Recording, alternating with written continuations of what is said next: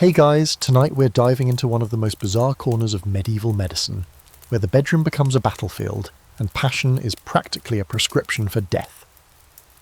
Welcome to a time when doctors genuinely believed sex could kill you.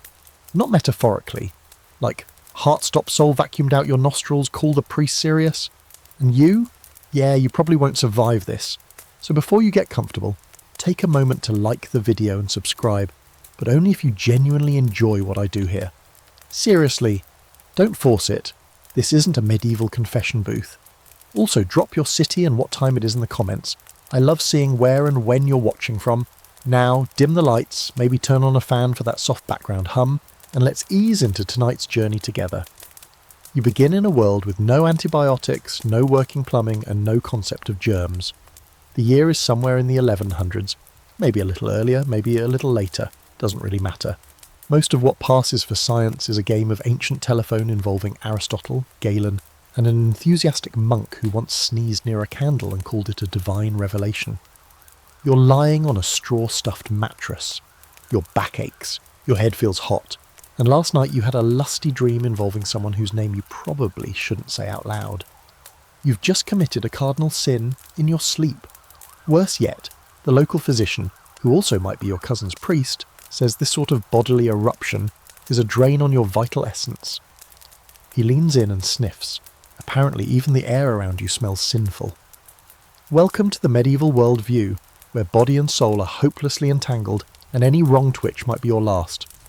The doctor doesn't exactly have a diploma, but he's read parts of Physica by Hildegard of Bingen and maybe half a scroll by Hippocrates. That's enough. He opens his medicine bag. It contains leeches, a suspiciously hairy salve, a dead frog, and a tiny jar of someone's urine, possibly yours. He announces solemnly that you are suffering from vapours of the lower nature, which is not only vague but deeply insulting. You try to protest, but he's already whispering about hot blood, unbalanced humours, and how your recent eruption may have weakened your heart and loosened your bowels.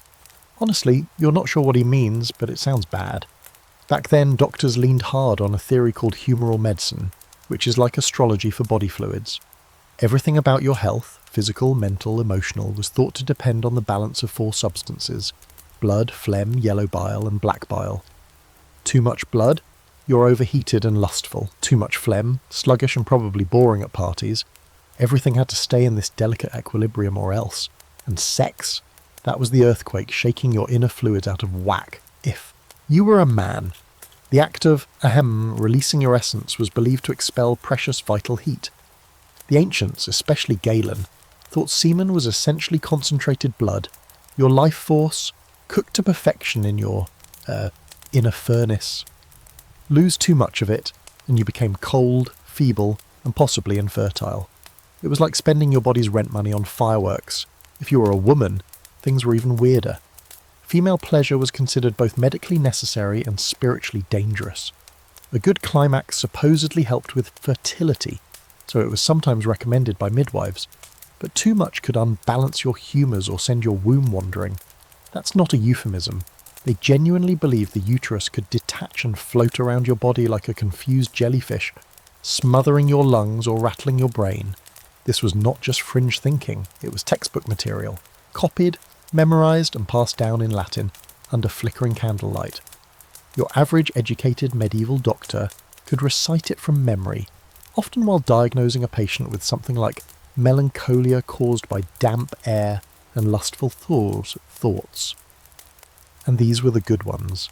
Let's be honest, sex was a terrifying, misunderstood mystery to most people back then. It was a private act with public consequences, a source of pleasure wrapped in shame and silence. Combine that with the church's belief that original sin started in a naked garden with a bit of forbidden fruit, and you get a culture absolutely riddled with anxiety over bodily urges. Quirkier still, many doctors genuinely believed that celibacy gave you superpowers. Monks and hermits who abstained from sex were thought to live longer, think clearer, and even smell better. Meanwhile, someone who engaged in frequent carnal activities was basically walking toward an early grave, reeking of sulphur and regret. There's a record of a French bishop who advised knights to abstain before battle, not for discipline or purity, but because having sex beforehand would make the knees weak and the soul slow. If that sounds like your mum telling you to save your energy before a big exam, you're not wrong, just imagine it delivered by someone in a mitre and a fur-lined robe. This wasn't just superstition, it was deeply baked into medicine. Some medical treatises included charts that mapped out safe days to have sex, based on the moon's position and whether you'd eaten eels recently. Some warned of fatal consequences if you did it on a Thursday or while facing east. One 13th century manual actually described the death rattle of the loins, which might be the worst bedroom phrase ever coined. And yet, this wasn't all doom and gloom. Despite the absurdity, there was something almost sweet in how hard they tried to understand things. With no microscopes, no biology textbooks, and definitely no sex ed, they leaned on philosophy, astrology, and pure guesswork. In their eyes, your body was a fragile container for your soul, every fluid, every breath a message from the divine. Of course, that didn't make it any less terrifying, especially if you were the poor soul who just woke up sticky, guilty, and one humour short of a funeral. You wake up the next morning with a slight headache and a full dose of medieval dread. The doctor, or is he a monk? It's hard to tell anymore, has left behind a small cloth bag filled with herbs, which he insists you must boil and inhale 3 times a day. Supposedly it will rebalance your humours and cool the blood, which sounds helpful until you realise he never quite explained how much blood you're supposed to have in the first place. Also, it smells like damp moss mixed with goat feet. At the heart of your treatment lies one of the most important concepts in all of medieval medicine, the 4 humours. Every ache, itch, and inappropriate dream you've ever had is now attributed to a blend of bodily fluids: blood, phlegm, yellow bile, and black bile. Each one carries its own personality, its own elemental identity, and its own temperament. If you're hot and bothered, it's too much blood. If you're feeling sluggish and emotional, you've got an excess of phlegm. Everything from your mood to your favourite food is supposedly dictated by this slimy cocktail sloshing around inside you. And now, post-eruption, your blood is obviously in a frenzy. The theory goes all the way back to ancient Greece, from thinkers like Hippocrates and later Galen, whose writings medieval doctors treated like sacred scripture. You'd think over the centuries someone might have said, "Hey, maybe we should double-check this whole bile thing." But no, these texts were copied by hand, stored in monasteries, and taught in university courses for generations. When you hear the word university now, you probably imagine tweed blazers and Wi-Fi. Back then, it meant a cold stone hall filled with men in robes shouting about the spleen. According to humoral theory, your body's health depends on balance. Too much or too little of any humour throws everything off. Your organs, your thoughts, even your libido. And sex. Sex was one of the fastest ways to tip that scale violently in the wrong direction. Think of it like pulling the emergency brake while driving full speed downhill, especially if you are a man. The male body, they said, naturally runs hotter than the female. It's full of blood and fire and tension. Semen, in this logic, is distilled blood, crafted deep inside by cooking blood into a thick white paste of pure life force. Every time you release it, you're draining your body's most essential reserve. According to the physician Constantine the African, excessive sex could cause fainting, loss of vision, and death. In that order. So you're not just risking exhaustion, you're playing chicken with the Grim Reaper. For women, things were equally unscientific and even more insulting. While male bodies were seen as closed systems, female bodies were basically thought to be leaky. Not just in the obvious ways, though menstruation was already considered proof of inherent instability, but in their general nature. Women were colder, wetter, more emotionally erratic, and more susceptible to having their inner organs move around when sexually aroused or disturbed. The uterus was the main offender. The wandering womb wasn't just a metaphor. It was believed that the womb could literally detach and float around inside a woman's body, bumping into vital organs and causing hysteria, choking, and even seizures. Sometimes they try to lure it back into place using sweet-smelling herbs placed near the lower body, and bad-smelling substances near the mouth or nose, like trying to coax a lost puppy with treats. If that doesn't sound horrifying, remember this wasn't a fringe belief. It was mainstream gynecology for centuries. Of course, none of this theory involved actual observation. Most medieval physicians were men. Most midwives who actually delivered babies and saw female anatomy up close weren't allowed to publish medical theories. So everything about women's health was filtered through second-hand accounts and creative imagination, which often landed somewhere between poetry and total nonsense. And yet, despite how bizarre it sounds, The humours gave people a sense of control. If you got sick, there was a reason. If you couldn't stop thinking about your neighbour's son who works in the grain fields without a shirt on, well, maybe it's just too much heat in your blood. Maybe you need to eat cold grapes and avoid red meat for a while. Maybe you need to have a priest draw a picture of a demon in your urine. Who's to say? One quirky detail. Medieval physicians believed that not only could your humours affect your sexual urges, but that sex itself could change your entire personality. A man who engaged in too much intimacy might become overly sentimental or irrational, losing his masculine heat. A woman who had too little sex might become melancholic and rebellious, her blood thickening and her bile darkening. Essentially, the more unbalanced your love life, the closer you move toward emotional chaos, or, as they might have put it, demonic possession. There were even dietary rules connected to this. Spicy foods were thought to increase sexual desire by heating the blood. So were garlic, onions, and wine. Cold and moist foods, like cucumbers or milk, were supposed to reduce lust.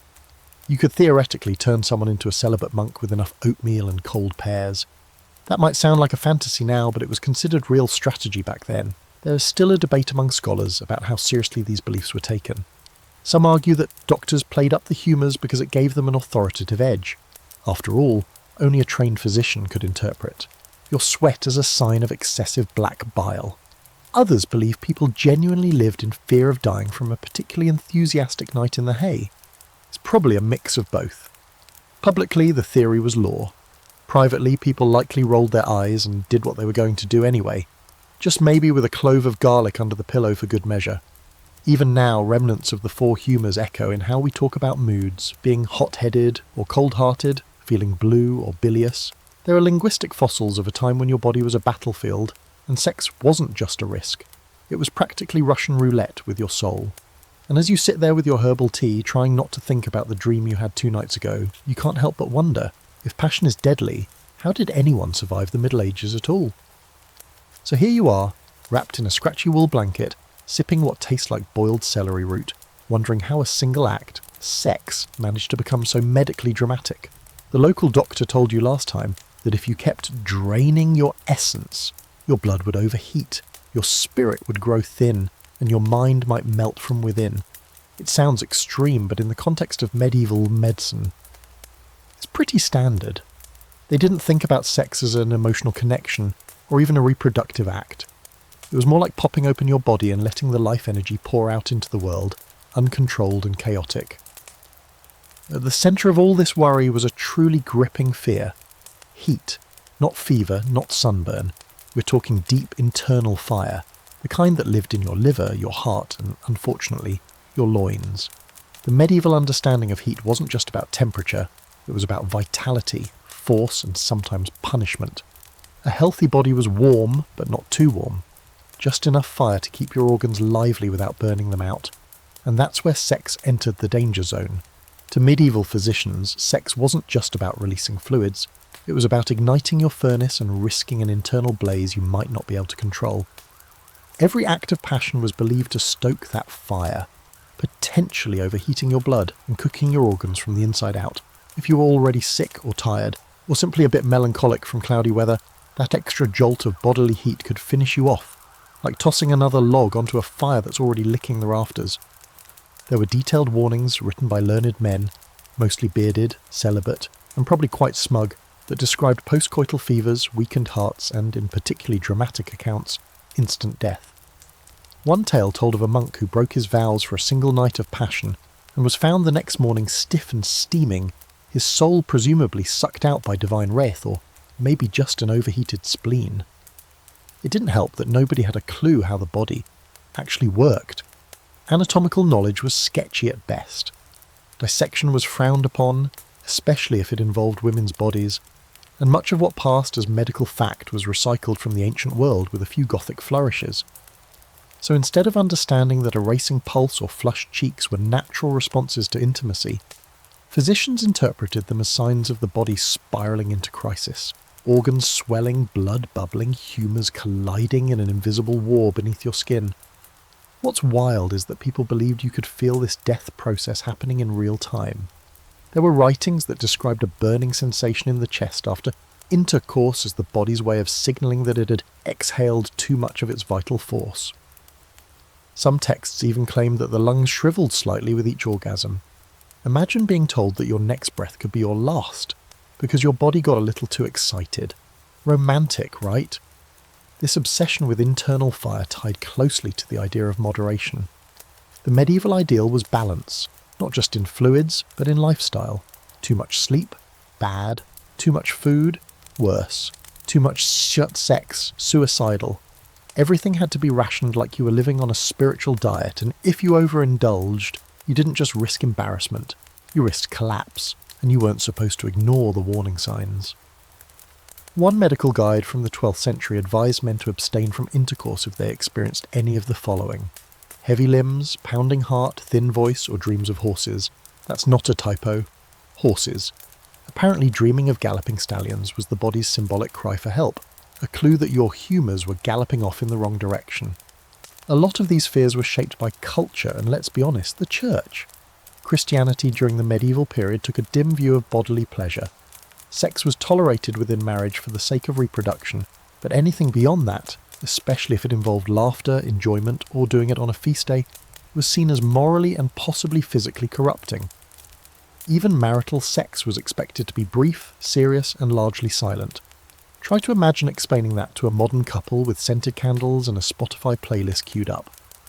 Still, there were medical writers who tried to walk a more reasonable line. Some argued that sex could be healthy if done in moderation and with the right intent, like, say, trying to conceive a child on a Wednesday afternoon when the moon was waning. But even then they insisted it should only happen if both partners were in good health, had recently eaten cooling foods like lentils or lettuce, and had avoided anything spicy for at least a week. In other words, clinical romance. The strangest part. These ideas didn't just belong to fringe quacks or fire and brimstone preachers, they were published, debated, and taught in universities. This was the mainstream medical aim, doctrine of Europe for centuries. Students at the University of Paris or Salerno studied these concepts right alongside geometry and theology. One day you're reciting the works of Aristotle, the next you're memorising a list of fruits that supposedly prevent nocturnal emissions. Modern historians still argue about how much of this was believed by the average person. Was the local cobbler really afraid he'd die from a little afternoon delight? Or did he secretly ignore the rules and hope the priest never found out? It's hard to know, but what we do know is that these medical theories gave people a kind of map.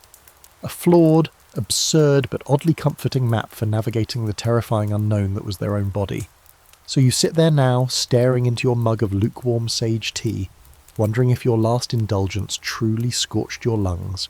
You feel okay mostly, maybe a little tired, maybe your heart feels warmer than usual, but that could just be the embarrassment. Or maybe you've just lost a few ounces of vital force, and tomorrow you'll wake up unable to remember your own name. Or maybe, just maybe, this whole thing about heat and madness was cooked up by people who had no idea how any of it worked, but were really good at making it sound terrifying. The next time your village's healer visits, he brings a scroll with diagrams that look suspiciously like turnips wearing wigs. He points to one, taps his crooked fingernail against it, and explains that what you're seeing is a detailed rendering of the female reproductive system. You try not to laugh. It kind of looks like a squid, or maybe a turkey leg depending on the angle. He's serious though, dead serious. This is how medical authorities understood women's bodies for centuries. Abstract shapes drawn by people who had never seen the real thing, and more importantly, weren't allowed to. It's time we talk about the so-called science of the wandering womb. You've probably noticed by now that most medieval medicine leans hard into metaphor. The body was like a clock, a garden, a stew pot. And for women, the uterus was often imagined as a creature unto itself, something alive, hungry, and extremely moody. The ancient Greeks got this party started, but medieval thinkers carried the idea forward like a torch in the dark. According to them, the womb wasn't just a passive baby holder, it was an active participant in a woman's health, emotions, and even her behaviour, and if it didn't get what it wanted, it would wander. This wasn't just a cute euphemism, they meant literally move around inside the body. A uterus deprived of sexual release or pregnancy would supposedly roam upward, banging into internal organs, causing fainting, shortness of breath, sudden anxiety, and even what they called fits of madness. In men, this kind of sudden collapse might be blamed on overexertion or sin. In women, it was nearly always the fault of that rebellious, floating womb. The condition had a name: hysteria. You've probably heard that word before, and yes, it comes from the Greek word hystera, meaning uterus. It was a catch-all diagnosis for everything from anxiety to seizures to just being upset at your husband for not helping churn the butter. Doctors believed the cure was to either anchor the womb with pregnancy, sedate it with herbs, or, in some cases, frighten it back into place. Yes, frighten it. There are records of treatments where doctors held strong-smelling substances to a woman's face, bad smells like burning hair or sulphur, to repel the womb downward. At the same time, they'd place pleasant smells, flowers, perfumes, or warm oil near the pelvis to lure the womb back into its proper spot. This sounds less like medicine and more like trying to trick a cat out from under the bed. This was considered legitimate practice. Entire chapters in medical handbooks were devoted to womb management. Male doctors, many of whom had never so much as seen a naked woman, claimed expertise in the complex moods of the uterus. They warned against letting women remain virgins too long, as it would make the womb restless. They also warned against too much sex, as it could cause overstimulation and invite dangerous heat. Basically, the message was, women's bodies are unpredictable, chaotic, and deeply tied to their reproductive use. Anything else? Suspicious. Female pleasure itself was a confusing subject for medieval medicine. Some texts acknowledged it, some denied it entirely. Others, like the influential physician Galen, believed that women needed to enjoy sex in order to conceive. This led to some doctors encouraging marital intimacy as a form of medical therapy, though only within the strict bounds of marriage, of course, and only when aiming for children. Still, that small acknowledgement of pleasure as essential to reproduction gave female sexuality a strange dual status. It was both required and feared, honoured and condemned. Here's the quirky bit. There were even devices invented to diagnose and sometimes treat the wandering womb. In one bizarre 14th century account, a physician crafted a leather mask designed to be worn by the patient, infused with vinegar and dung to deter the womb from rising any higher. Think of it like a medieval gas mask, crossed with the worst scented candle imaginable. It didn't work, obviously, but people tried, and these weren't just village superstitions. The highest levels of intellectual life embraced these ideas. Scholars at the University of Bologna, one of the earliest medical schools in Europe, debated uterine motion like it was an abstract math problem. The debates were animated, exhaustive, and, by modern standards, wildly disconnected from reality. Women, of course, weren't allowed in the room. To be fair, there were a few more grounded voices. Some midwives, especially in places like southern France and northern Italy, began to quietly challenge these theories. They'd seen birth firsthand, observed the body in action, and noticed that wombs didn't go gallivanting around the chest cavity, that their voices were rarely written down, and when they were often attributed to male scholars who compiled their wisdom, leaving the original women uncredited and unacknowledged. There's a debate among modern historians about how widespread belief in the wandering womb really was. Some argue it was mostly academic, something discussed in scholarly circles, but not necessarily applied by local healers. Others say it was deeply embedded in the cultural understanding of femininity and used to justify everything from medical neglect to legal restrictions. After all, if a woman's body could betray her at any moment, how could she be trusted to make decisions, own land, or speak in court? You can see how this so-called medical theory bled into everything. A woman too outspoken? Hysteria. A woman uninterested in marriage? Hysteria. A woman who enjoyed sex a little too much? Definitely hysteria, possibly witchcraft. By labelling the female body as unstable, men in power gave themselves all the justification they needed to control it, and so once again sex became a tightrope. For women, too little intimacy might make their wombs wander. Too much might melt their insides. Pleasure could lead to madness. Denial could lead to death. And all of this, according to the finest minds of the era, was perfectly logical. So as you sip your now cold sage infusion, you wonder, was anyone ever truly safe from their own body back then? Or were people just living in constant fear of their organs deciding to go rogue? At least now you know, if someone accuses you of hysteria, you can say, "Sorry, my uterus is just out for a walk." You're barely starting to feel normal again when the village bell tolls for midday prayers, and like everyone else, you file toward the stone chapel. because if there's one thing more feared than sex in medieval Europe, it's sex without the church's permission. Inside, the air is thick with incense, dust, and the rustle of woolen robes. You kneel beside a man who once claimed his goat had spoken Latin after sniffing a holy relic.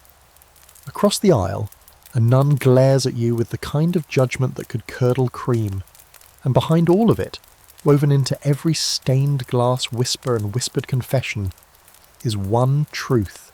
The church owns your body, and it especially owns your desire. You're not just dealing with bad science now, you're dealing with theology. And theology, when it comes to sex, has all the subtlety of a flaming sword. To understand why sex was treated like a loaded weapon by medieval doctors, you have to understand the spiritual pressure cooker everyone was living in. Christianity, especially in its medieval form, wasn't just a Sunday activity, it was the operating system of the entire culture. The church controlled education, law, medicine, and your immortal soul. It told you when to eat, when to fast, when to speak, and when to be ashamed. And nowhere was that control more intense than around the topic of sex, and it all starts predictably with Adam and Eve. In the church's interpretation of Genesis, the first humans brought sin into the world through disobedience, an act often read as metaphorically or literally sexual. Their nakedness, their shame, the whole business with the snake and the apple, it all set the tone for a worldview where bodily urges were seen as a weakness, a corruption of the divine order. So from the very beginning, sex was a problem to be managed, but not eliminated. That's the tricky part. The church needed people to reproduce. No peasants, no tithes, no cathedrals, So the official message became one of cautious permission. Sex was allowed, but only within marriage, only for procreation, and preferably while thinking holy thoughts. Fun wasn't part of the package. If you happened to enjoy yourself, you were supposed to feel at least a little guilty about it. And that guilt bled directly into medicine. Most medieval doctors weren't fully separate from religious authority. Many were trained in church-run schools, and their medical manuals often read like confessional guides. The body was a sacred vessel, but it was also a leaky, lustful liability. Doctors wrote about sex the way fire marshals talk about open flames, necessary in small doses, disastrous if left unattended. Celibacy, meanwhile, was marketed as the gold standard of health and holiness. The holiest figures, monks, nuns, hermits, bishops, were expected to renounce all sexual activity, not just physically, but mentally. Even thinking about sex was considered a sin. This led to elaborate mental gymnastics, like monks whipping themselves for having unholy dreams, or scribes covering up illustrations of naked saints with hastily drawn scrolls and vines. Medical texts echoed this moral panic with eerie precision. Sex wasn't just a danger to your soul, it was a literal poison to your body. The church's fear of lust seeped into doctors' charts and symptom lists. A lustful man, according to one guide, might suffer from bloodshot eyes, trembling limbs, forgetfulness, or a spiritual rot that made him prone to demonic influence. That last one wasn't a metaphor. They meant actual demons, often said to nest in the lower abdomen like unwelcome roommates. And it wasn't just the men who were suspect. Women, with their moist and open bodies, were seen as spiritually and physically vulnerable, temptresses by nature and victims of their own anatomy. Doctors, theologians, and moralists all seemed to agree. A woman's body was a threat to both her health and the health of anyone who dared to get too close. One popular idea at the time was that women were more naturally lustful than men, but less capable of controlling it. This made them doubly dangerous. Not only could their own wombs go rogue, but they might also tempt otherwise pious men into ruin. There's a reason Eve kept showing up in medical diagrams, often with snakes coiling around her ankles and an apple tucked somewhere suggestive. This led to some truly twisted prescriptions. A woman who showed too much interest in sex, whether in marriage or not, might be diagnosed with uterine fury, a condition blamed for wild moods, impiety, or sudden illness. The recommended treatment? Confession, fasting, and in some cases, physical punishment. Because nothing says healing like being told your spiritual failure caused your headache. For men, the medical advice wasn't much kinder. If a monk had an erotic dream, it was considered a serious medical issue. Some monastic orders kept records of which brothers were having nocturnal emissions, often followed by penance, isolation, and lectures about Satan's work in the imagination. Doctors advise such men to sleep on hard surfaces, avoid meat, and recite scripture before bed, as if the Psalms could keep the body from doing what it's biologically wired to do. And don't even think about touching yourself. That was labelled the solitary sin, a phrase so ominous it could make your palms sweat just hearing it. Medical texts describe masturbation as uniquely harmful. It not only drained your vital fluids, but also opened the door to demonic suggestion. Some even claimed it could cause blindness, madness, or spontaneous death. One unlucky friar was said to have died mid-act, his body found contorted and cold as if the devil himself had come to collect payment. What's genuinely fascinating and a little horrifying is how deeply this church-doctor alliance shaped the way people saw themselves. A person's desires weren't just urges to be managed, they were diagnostic clues to their spiritual condition. Feeling tempted? That meant your humours were unbalanced and your soul was weakened. Acting on those temptations? That meant both your body and your faith were in crisis. There's still debate today among scholars about how ordinary people responded to all this. Some argue that most folks took it seriously, lived in fear, and structured their lives around these strict rules. Others suggest that while the elite, clergy, physicians, university types obsessed over purity, the average peasant rolled their eyes and carried on sneaking affection and desire between hay bales and under candlelight. Still, the official line remained consistent. Desire was dangerous, and sex was a prescription with strict dosing instructions, administered sparingly, preferably after prayer, and definitely not on a Sunday. So here you are now, trying not to meet the eye of the priest who just warned the congregation about bodily corruption. You can feel the weight of it, this centuries-long campaign to turn natural instincts into mortal threats. And as you shuffle back to your cottage, the chill settling over your shoulders, you wonder, was the fear really about health? Or was it just another way to control? It's just after dusk, and you're trying to fall asleep under a stiff wool blanket that smells faintly of mildew and regret. The air is heavy with the kind of silence only found in candlelit villages where every noise feels like a secret. You close your eyes, trying not to think about anything sinful, but of course that only makes it worse. And then it happens, a dream, the kind that leaves you breathless and embarrassed and very much awake. By morning, your shirt is damp, your heart is pounding, and you're convinced you've just shaved a decade off your life expectancy. You're not alone. In medieval Europe, men were absolutely terrified of losing semen outside of sex, especially in their sleep. And doctors, ever eager to make things worse, found that fear with all the scientific accuracy of a drunk wizard with a quill. According to them, your nocturnal emissions weren't just an embarrassing inconvenience. They were dangerous, life-threatening even. This wasn't just shame-talking, it were medicine, or at least their version of it. Remember, these are the same folks who think your spleen controls your melancholy and that cucumbers can banish lust. In their view, semen wasn't just a reproductive fluid, it was your body's most refined product, distilled from your blood and heated to perfection in your testicles, which were thought to function kind of like little ovens. Every drop you lost in sleep was a drop of your life force gone forever. And it wasn't just about volume. These men were counting their years in ounces. There was a deeply held belief, reinforced by scholars and clerics alike, that each man was born with a finite supply of semen. Once it ran out, so did your vitality. So every time your body had decided to take the night shift and emptied the tank, you were creeping closer to the grave. There were even reports of young men dying after particularly vivid dreams, deaths conveniently blamed on excessive heat of the loins or spiritual leakage. If that sounds like a band name, you're not wrong. What made this fear even worse was the total lack of control. You could repent after intercourse, you could abstain from touching yourself, but you couldn't always prevent what happened in your dreams. And since dreams were believed to be a glimpse into your soul, or worse, a backdoor for demons, having an erotic one wasn't just a health crisis, it was a moral and spiritual emergency. There were monks who took extreme steps to prevent what they called nocturnal pollution. Cold baths before bed, iron underwear, sleeping upright in chairs. Some even tied their ankles together, or wore tight belts across their hips to prevent, well, movement. One Benedictine monk reportedly rubbed his groin with crushed nettles before sleep to deter temptation. That's right. He stung himself with actual nettles because a medical text told him it would cool his blood and protect his soul.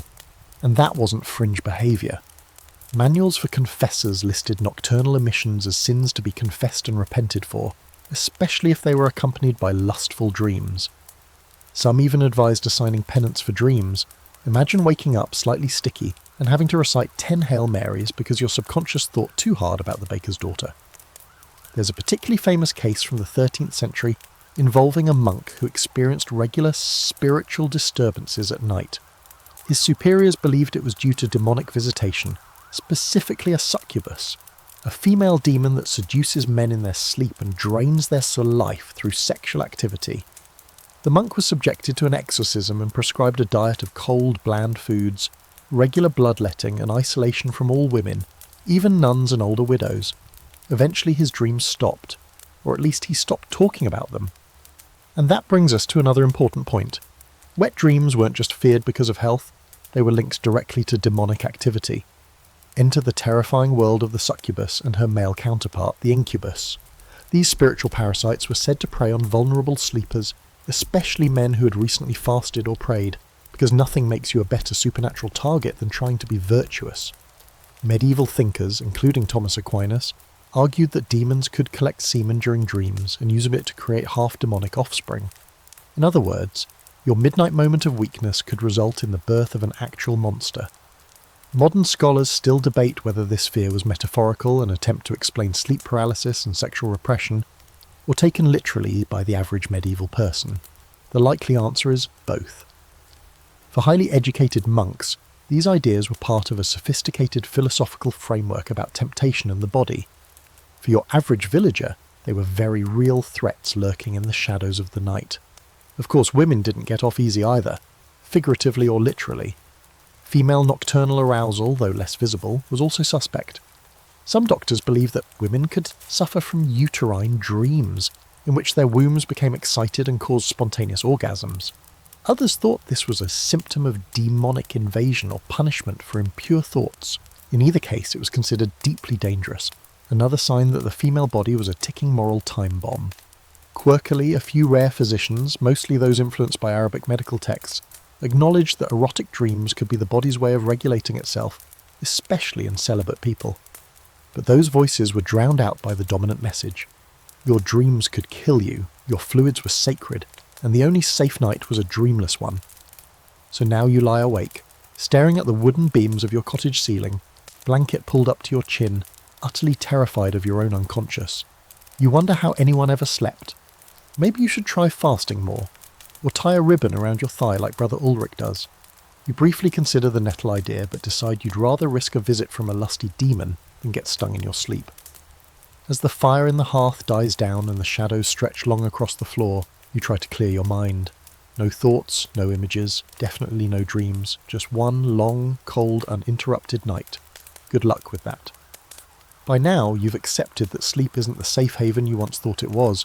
Between the threat of dream demons, wandering wombs, and your own rebellious fluids, bedtime in the Middle Ages is basically a full-contact sport. And if you're a monk, things are even more intense. In your monastery, nothing is more alarming than waking up with evidence of a lustful dream. You could pray, fast, whip your back until it looks like overcooked bacon, and still you're waking up damp and doomed. So what do? You escalate. Naturally. Welcome to the era where erotic dreams were treated like near-death experiences. Nocturnal emissions, referred to with phrases like spiritual collapse or pollution of the body, weren't just a nuisance to be managed. They were full-blown crises, requiring immediate intervention, public confession, and sometimes even medical treatment. Imagine walking into morning prayers and announcing, "Forgive me, brothers, for I have sinned in my sleep." Everyone would nod solemnly, secretly terrified it might happen to them next. The fear was rooted in the belief that dreams weren't just mental background noise, they were moral barometers. What happened in your sleep reflected the true state of your soul. You could smile and chant hymns all day, but if your dreams strayed, the devil had his claws in you somewhere. This logic led to the development of entire handbooks for dream interpretation. Yes, medieval monks really kept dream diaries, but not to explore their subconscious. More like evidence logs in a spiritual trial. If your dream involved animals, you'd check the chart. Snakes meant temptation, dogs meant loyalty unless they were licking you. Then it was definitely lust. Flying dreams could indicate pride, or if you were naked while flying, a secret desire to ascend through sin. Any dream with fire, that was either hellfire or desire, possibly both. And dreams with women, just write your own confession in advance, or you were already toast. And if that dream ended with a nocturnal emission, oh boy. Some monasteries required the offending monk to sleep in a separate chamber for a few nights, considered unclean until he had properly fasted and prayed. Others assigned physical penance, walking barefoot in the snow, sleeping on stone floors, even refusing warm food for days.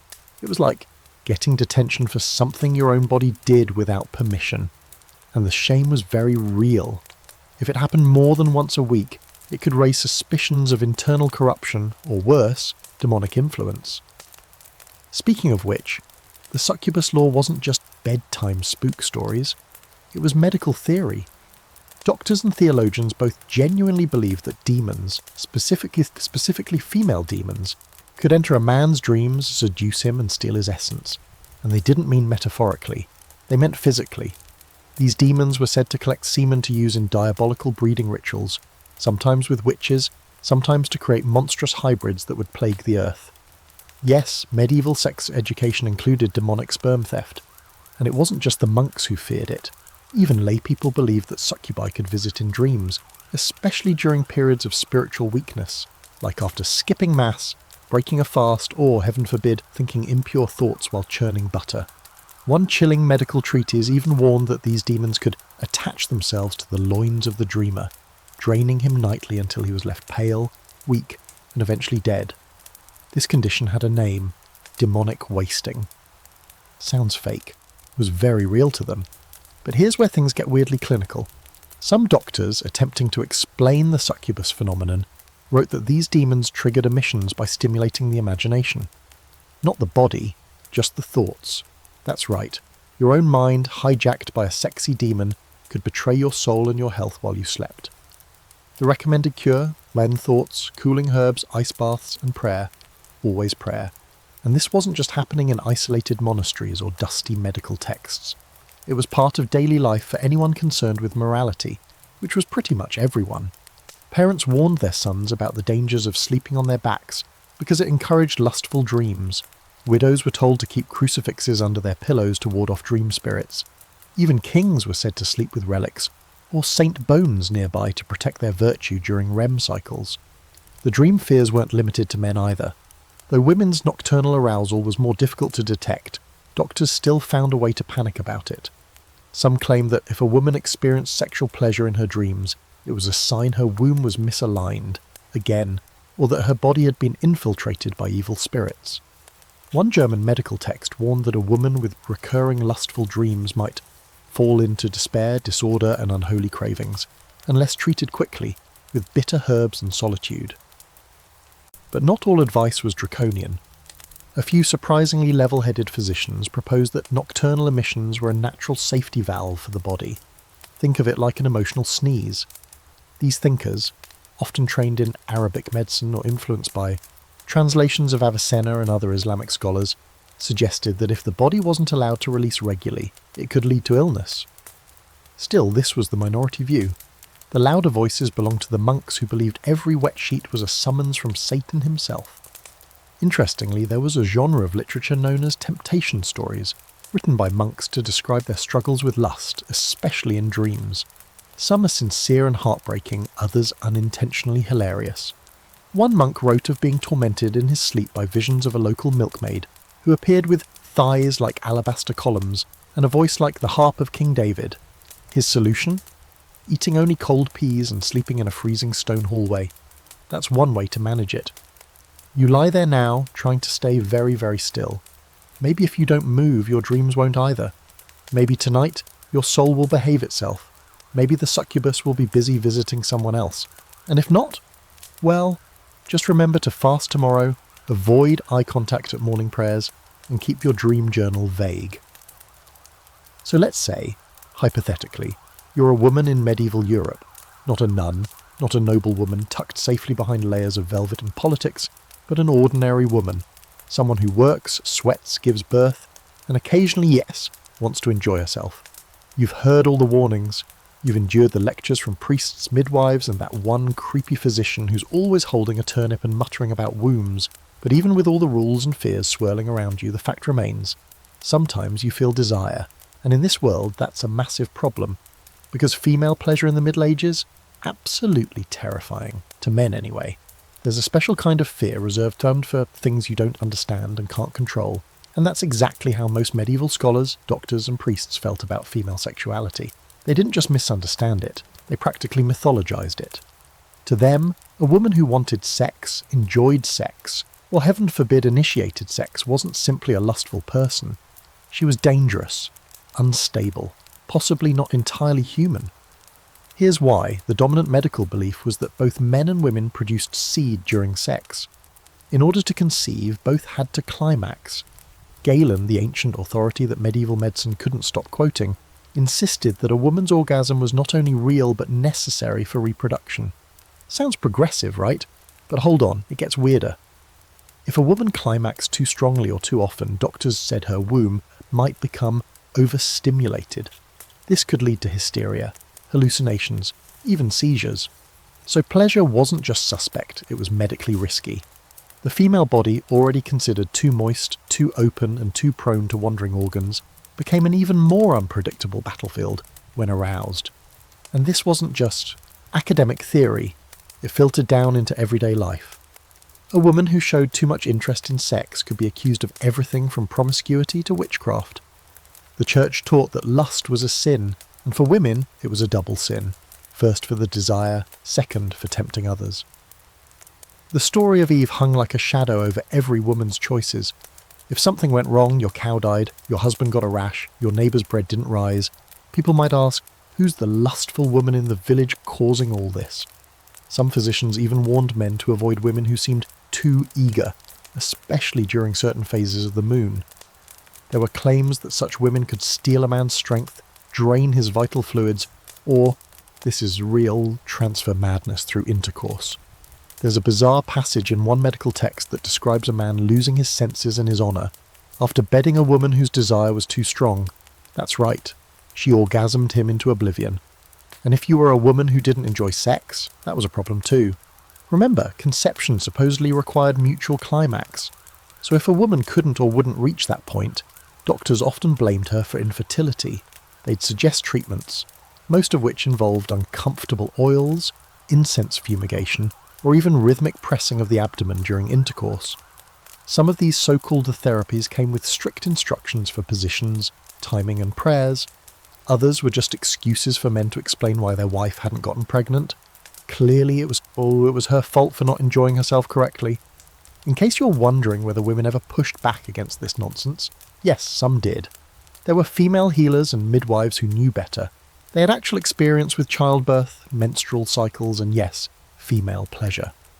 But most were kept out of the formal medical world. Their knowledge was passed quietly person to person, or buried in the footnotes of texts later claimed by male physicians. A few brave women even wrote about sexuality, often cloaked in religious metaphors, but they were the exception, not the rule. Still, there were a handful of places where women's sexual health was taken seriously. In parts of southern Europe, especially in regions influenced by Arabic medicine, physicians acknowledged female libido as a natural force. Some even believed that regular sexual satisfaction was necessary for a woman's mental health. One physician from Moorish Spain warned that repressing desire in women could lead to uterine choking and sorrow. He wasn't exactly a feminist icon, but hey, compared to the nettle-rubbing monks up north, he was a dreamboat. Back in northern Europe, though, things were more suspicious. There's a particularly grim example from a 14th century French village where a woman was accused of witchcraft after her husband claimed she enticed him too frequently and that he felt drained of strength. The local physician examined him, declared his seed overdrawn, and agreed the woman must be a seductress working with dark forces. She was tried, flogged, and ordered to abstain from marital relations for a year. No one asked how she felt about that. Even medical drawings reflected the paranoia. Women's genitals were usually drawn as mysterious tunnels or upside-down flasks, with no attempt at accuracy. Diagrams labelled pleasure zones as the gate of temptation, or the devil's passage. A woman's body was a puzzle, but not one anyone was trying very hard to solve. The assumption was that it wasn't meant to be understood, it was meant to be controlled. So what did this mean for real women? It meant that any expression of desire could backfire. If you wanted too much, you were a threat. If you wanted too little, you were defective. If you expressed anything at all, you were inviting scrutiny from doctors, priests, and gossiping neighbours. The safest option? Silence.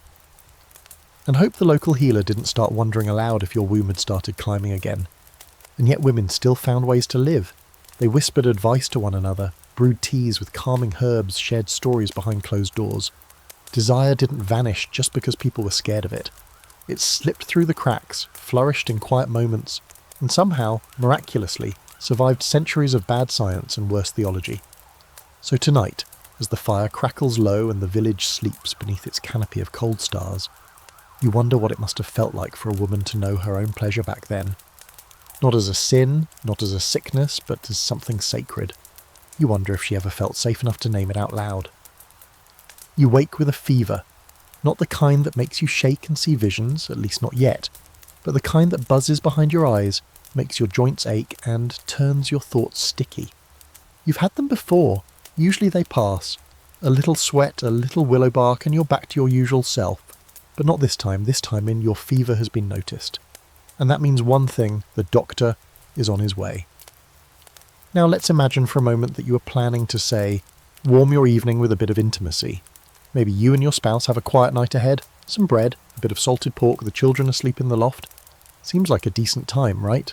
Wrong. Because according to medieval medicine, having sex while sick isn't just a bad idea, it's practically suicide. The warning was clear in almost every medical manual of the time. Do not engage in intercourse during illness. Ever. It didn't matter if you were just mildly under the weather or in the final stages of plague. Passion was strictly off the menu. Because sex, they said, wasn't just a drain on your strength, it was the worst thing you could do to a body already under siege.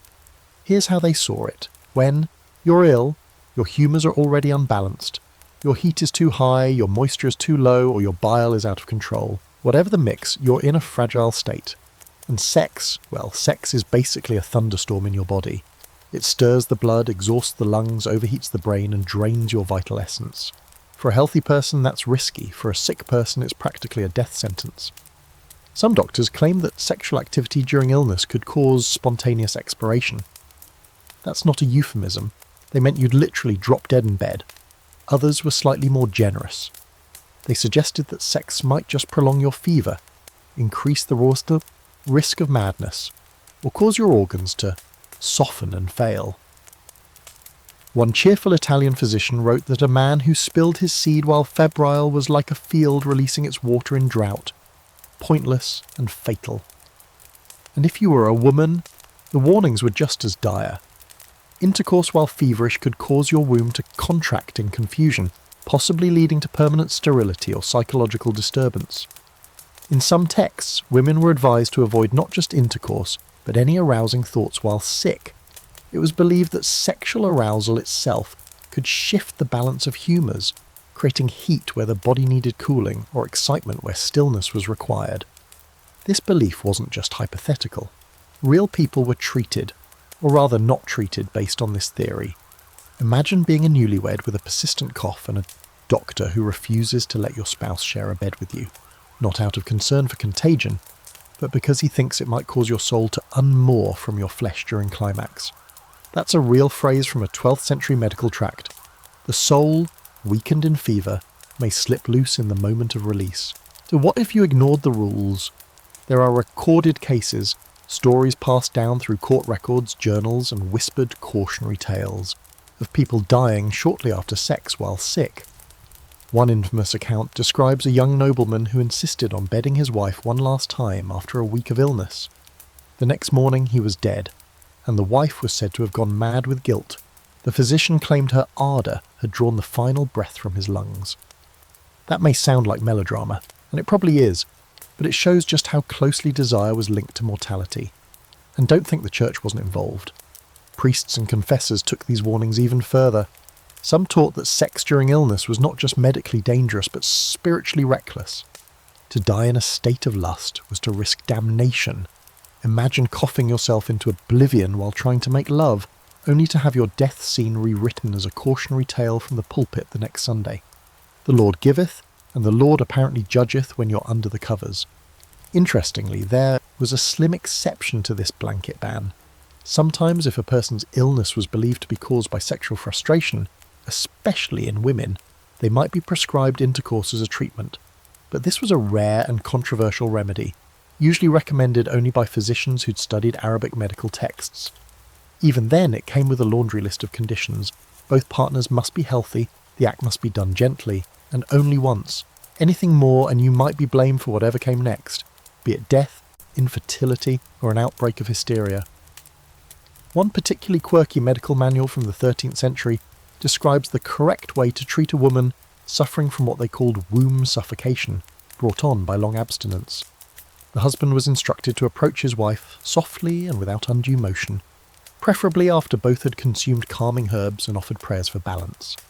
The whole thing reads like a cross between a medical procedure and a hostage negotiation. Modern scholars still debate how much of this was genuinely believed by everyday people and how much was just theory circulating in monastic libraries. But the fear of sex during illness seems to have been widespread, even among the lower classes.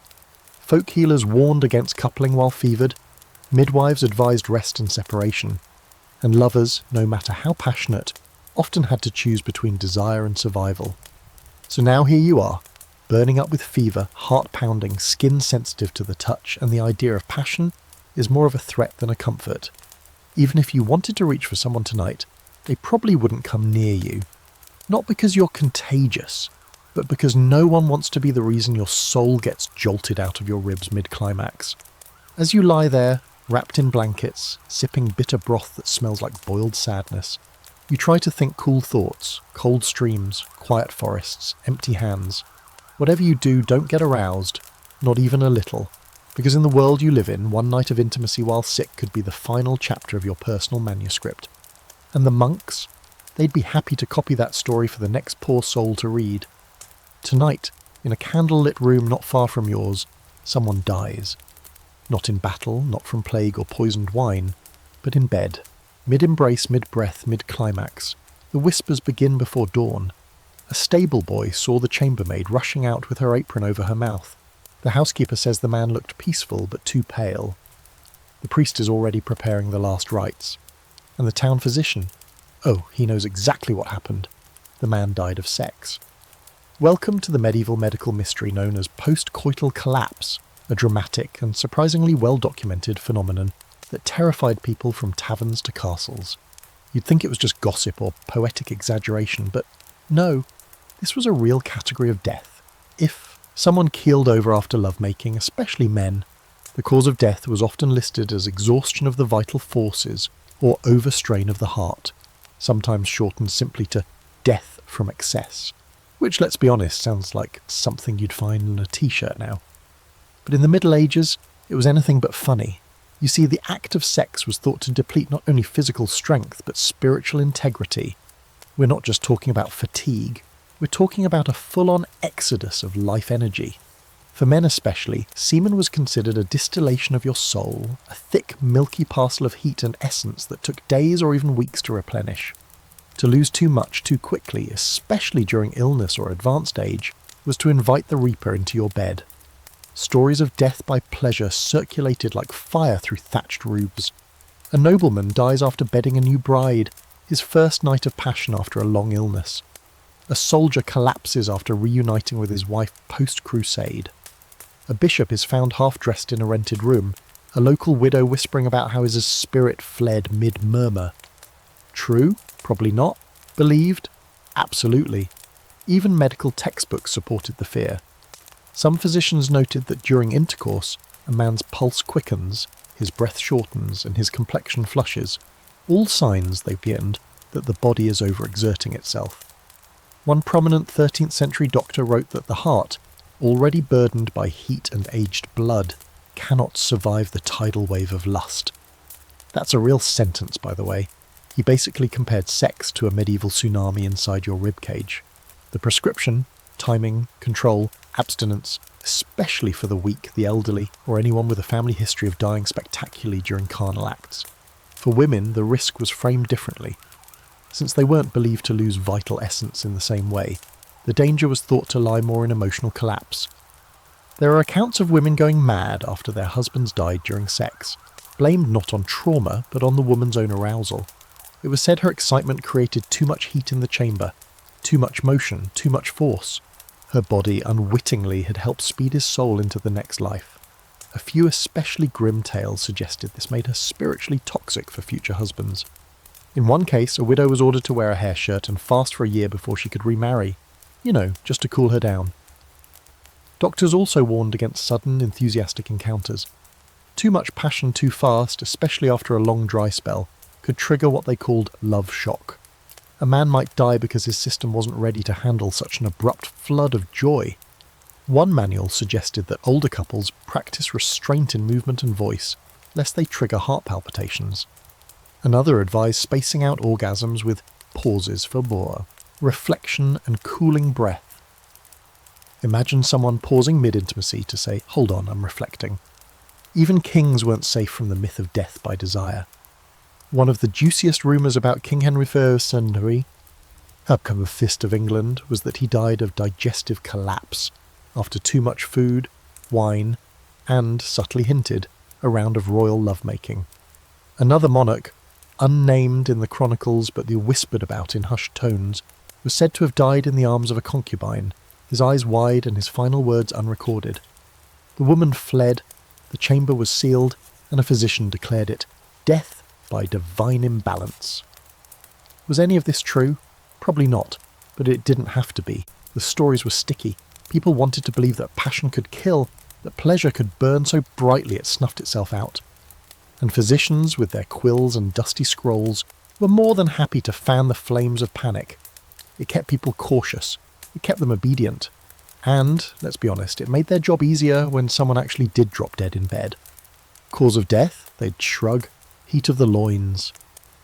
Of course, there's still debate among historians about whether these so-called postcoital deaths were real or just convenient explanations for strokes, heart attacks, or underlying conditions. One modern theory suggests that people who died after sex were often already ill, and the exertion was simply the last straw. But to a medieval mind, the logic was already locked in. Sex was powerful, and power always came with risk, so now as you lie next to someone you care about, or even just someone warm, you find yourself thinking not just about desire, but about survival. Are you healthy enough? Is the moon in a safe phase? Did you eat too much garlic? You're half joking, but also not. Because in this world, pleasure is a gamble, and death might be waiting just past the climax. You lean back into the straw-filled mattress. The fire burns low. The night is quiet. You're not sick, not old, not particularly exhausted. And yet, the thought lingers. What if this is how you go out? You've made it through another week without dying in your sleep, without summoning a demon with your loins, and, so far, without burning out your soul in the heat of passion. Congratulations, but don't celebrate just yet, because tonight, like every other night, you're still under the watchful gaze of celestial judgment, and your personal calendar of doom says one thing: absolutely do not have sex today. Welcome to the bizarre world of medieval sex schedules. You might think you're in charge of your own romantic timing, but no. Your ancestors lived by a long list of rules and restrictions about when it was safe to have sex. And we're not just talking about religious holidays or the occasional fast. Oh no, we're talking about days of the week, hours of the night, phases of the moon, planetary alignments, dietary factors, and even weather conditions. It's like trying to navigate a GPS that's constantly screaming, recalculate every time you get in the mood. Let's start with the weekdays. According to multiple church-backed guides, sex was forbidden, or at least strongly discouraged, on Wednesdays, Fridays and Sundays. Wednesdays commemorated Christ's betrayal, Fridays his crucifixion, and Sundays his resurrection, which left you Monday, Tuesday, Thursday and Saturday. But wait, Saturday was also risky in some regions, depending on the liturgical calendar. And Monday? Some claimed it was too close to the Sabbath and therefore spiritually unclean. So, maybe Tuesday, maybe, but even on acceptable days the stars had to agree. Astrology played a huge role in medieval medicine and morality, and certain planetary positions were believed to amplify or dampen sexual energy. If the moon was in Virgo or Capricorn, that was considered a time of dryness and cold, not ideal for carnal warmth. If it was in Scorpio or Aries, passions ran high. but so did the risk of disorder and lustful recklessness. One medieval medical manual actually included a chart of moon phases, cross-referenced with conception probabilities and moral risk levels. Imagine flipping open your almanac to check whether Venus is squinting at Mars before deciding to take off your tunic. Then there were the saints' days. These were sprinkled liberally throughout the year, and on each one sex was off limits. Feast days, fast days, days honouring the Virgin Mary, days of mourning, days of celebration, you name it. Historians estimate that nearly 1/3 of the year was blocked off by church calendars. That's a lot of forbidden Wednesdays. And don't even think about having sex during Lent. That 40-day stretch was considered a spiritual cleanse, and breaking it with a romantic interlude, even with your lawfully wedded spouse, was a big no-no. Advent? Also a no. Days before receiving communion? Nope. The night before a holy pilgrimage? Forbidden. Days before confession? Risky. The church wanted your body and soul to be in a state of solemn reflection, and sweaty intimacy wasn't exactly on theme. So when was it safe to have sex? According to some guides, the best time was Thursday evening, around 2 hours after sundown, during a waxing moon, when the air was dry but not too cold, and preferably after a light supper of cooling foods. Think lentils and spinach, not venison stew. Bonus points if both partners had recently bathed, a luxury, and weren't currently processing any strong emotions. Also, make sure you aren't about to start your period, haven't just returned from a funeral, and aren't planning to travel in the next 2 days. Easy, right? Now here's where things get especially quirky. Some physicians warned that sex during thunderstorms could stir the air in dangerous ways, enhancing the heat of passion and throwing off the humours. Others claimed that loud weather could frighten the soul during orgasm, causing it to detach or become confused. There was even a superstition in some villages that conception during a lightning storm would result in a child born with fire in the blood, which could mean anything from epilepsy to red hair, depending on who you asked. Then there was the lunar influence. The moon wasn't just a rock in the sky, it was a meddler in your most personal affairs. The waxing moon was associated with fertility and health, while the waning moon was tied to decay and loss. So if you were trying to conceive, the waxing phase was your go-to. But too close to the full moon? That might overstimulate the body and lead to feverish births. One midwife's handbook warned against the full moon's cruel eye upon the lover's bed. Dramatic but effective. There's also the question of time of day. Morning sex? Dangerous. Your body hasn't had time to fully warm up and sudden arousal could shock the system. Afternoon? You should be working. Night? Possibly safer. But only if your digestion is complete, your mind is free of sin, and your heart isn't too heavy. A surprising number of medical writers insisted that lust after a heavy meal was both spiritually weak and medically dangerous. Flatulence and intimacy apparently were a poor mix. To be fair, not every medieval physician took these rules so seriously. Some more pragmatic doctors, particularly those influenced by Arabic medicine, acknowledged that people were going to do what people do, and so they focused instead on mitigating risks. They recommended proper rest, appropriate diet, mild exercise, and scheduled intimate relations as part of a healthy routine. One even suggested that a well-timed romantic encounter could loosen phlegm and brighten the eyes, though only if done with restraint and mutual consent. But those voices were easily drowned out by the louder, more fearful ones. The prevailing message remained: desire must be regulated. Your body isn't just yours, it's on a divine lease. Use it wrong and you might void the warranty. So here you are, staring out the window as a crescent moon rises over the fields. You've fasted, bathed, said your prayers, and you've triple-checked the calendar. It's not a saint's day, the air is cool and dry, and Venus seems to be behaving herself. Maybe tonight's the night, maybe you've passed all the checkpoints, avoided all the taboos, maybe just this once it's finally okay. But then you remember, it's Tuesday, and someone did die during a thunderstorm last week. You sigh, blow out the candle, and roll over chastely, maybe next Thursday. At some point you begin to suspect that your body is a ticking hourglass. Every thought, every breath, every drop of sweat might be chipping away at some internal reserve you didn't even know you had. And then you hear it again, maybe from a friend, a neighbour, or that wandering, toothless herbalist who charges by the curse, men are born with a finite amount of seed. Once it's gone, you're done, game over. No respawn, you don't just go sterile, you die. Welcome to the medieval panic over sperm scarcity. It might sound absurd now, but in the medieval mind, this wasn't some abstract myth. It was a deeply rooted belief, tangled up in medicine, theology, and a heavy dose of patriarchal fear. Semen wasn't just something your body made regularly like spit or sweat. No, this was your life force. A golden, warm distillation of blood, essence, and divine spark slowly cooked inside your body, usually in the testicles, which were considered small internal furnaces. And like any furnace, they only had so much fuel.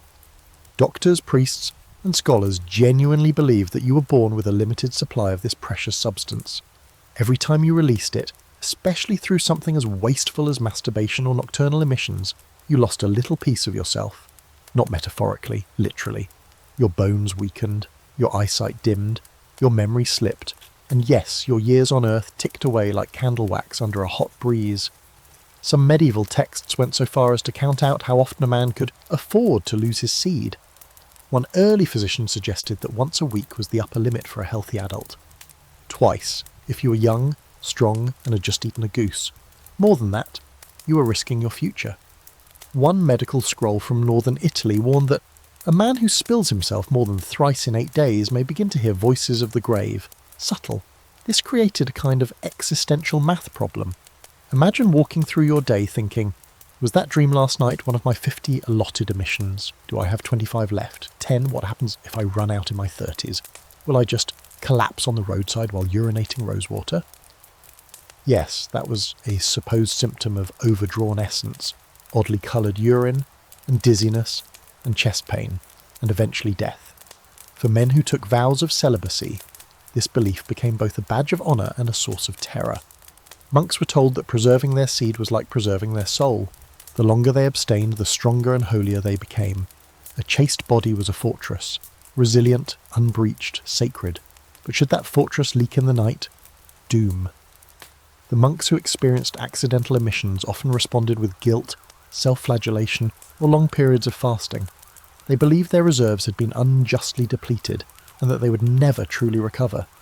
This fear crept into medicine too. If a man was ill, the first question wasn't always what he'd eaten, it was how temperament he was. Doctors would examine the pulse, the urine, the clarity of the eyes, then ask delicately, "Have you lately, say, poured forth too much of yourself?" The answer could shift the diagnosis entirely. Fever and fatigue, maybe it's not bad air, maybe it's your loins turning against you. To prevent such tragedies, there were preventative measures, some hilarious, some disturbing. Diets were designed to cool the body and slow the production of semen. Lettuce, vinegar, barley water, and dried figs were recommended. Foods like garlic, onions, and red meat were considered dangerously aphrodisiac. A man who ate too many eggs might find himself boiling over with excess seed, leading, of course, to its tragic escape. Quirkier still, some physicians recommended binding the thighs during sleep, or wearing tight leather belts to prevent accidental emissions, not for fashion, for health.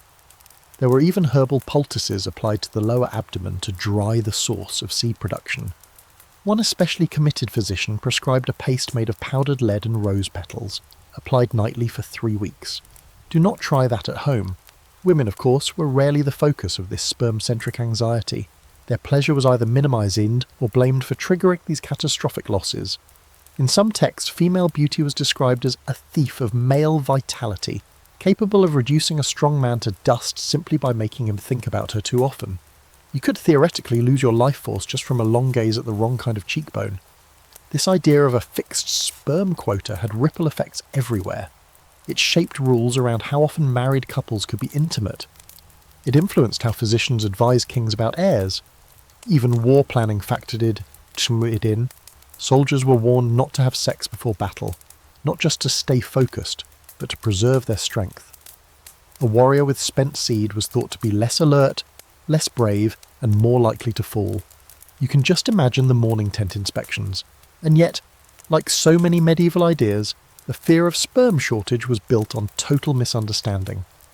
The body does not store a lifetime supply of anything in a little internal tank. But lacking microscopes, hormones, or the concept of cellular reproduction, medieval thinkers made the best guesses they could. And let's be honest, they made them with flair. To them, life was a candle, and sex was a gust of wind. Too much passion, too many dreams, too many stolen moments of pleasure, and poof, there goes your soul. So you sit there now, legs crossed protectively, wondering if that dream last week shaved a month off your life. You skipped dinner, just in case. No onions, no wine, definitely no goat stew. You're trying to stretch your vitality. You're going to save your essence, at least until next Thursday. Maybe. Somewhere on the edge of your village, in a crooked hut that smells like damp herbs and wet straw, lives a woman who claims to know secrets. She doesn't call herself a healer, but everyone else does. You hear the whispers, how she helps barren women, how she can ease the pain of a hard birth, how she once made a soldier cry for 3 days with just a sprig of yarrow and a few quiet words. You go to her in secret, of course. Nobody wants to be seen knocking on her door. But tonight your heart is tangled and your thoughts are heavy, and you need something stronger than prayer. So you wait until dusk and walk the crooked path toward the hut of the wise woman, the keeper of potions, promises, and dangerous knowledge. This, right here, is where medicine meets magic. Because when the church and the doctors failed, or judged too harshly or refused to help, the people turned to the folk remedies of women who understood the body not through dusty scrolls, but through living, bleeding, sweating experience. And when it came to sex, these women had answers the priests would never speak aloud. Love potions, lust charms, fertility brews, remedies for unwanted stirrings. You name it, she's probably got a vial of it hidden beneath the rushes. These weren't just the stuff of fairy tales, they were the underground medicine of the medieval world. Blended from herbs, roots, minerals, and yes, sometimes a touch of superstition. They offered help in a society where sanctioned medicine often refused to acknowledge the real needs of human bodies, especially women's. Let's talk love potions first. These were crafted to ignite passion, seduce a cold lover, or help a shy spouse overcome their, let's say, lack of enthusiasm.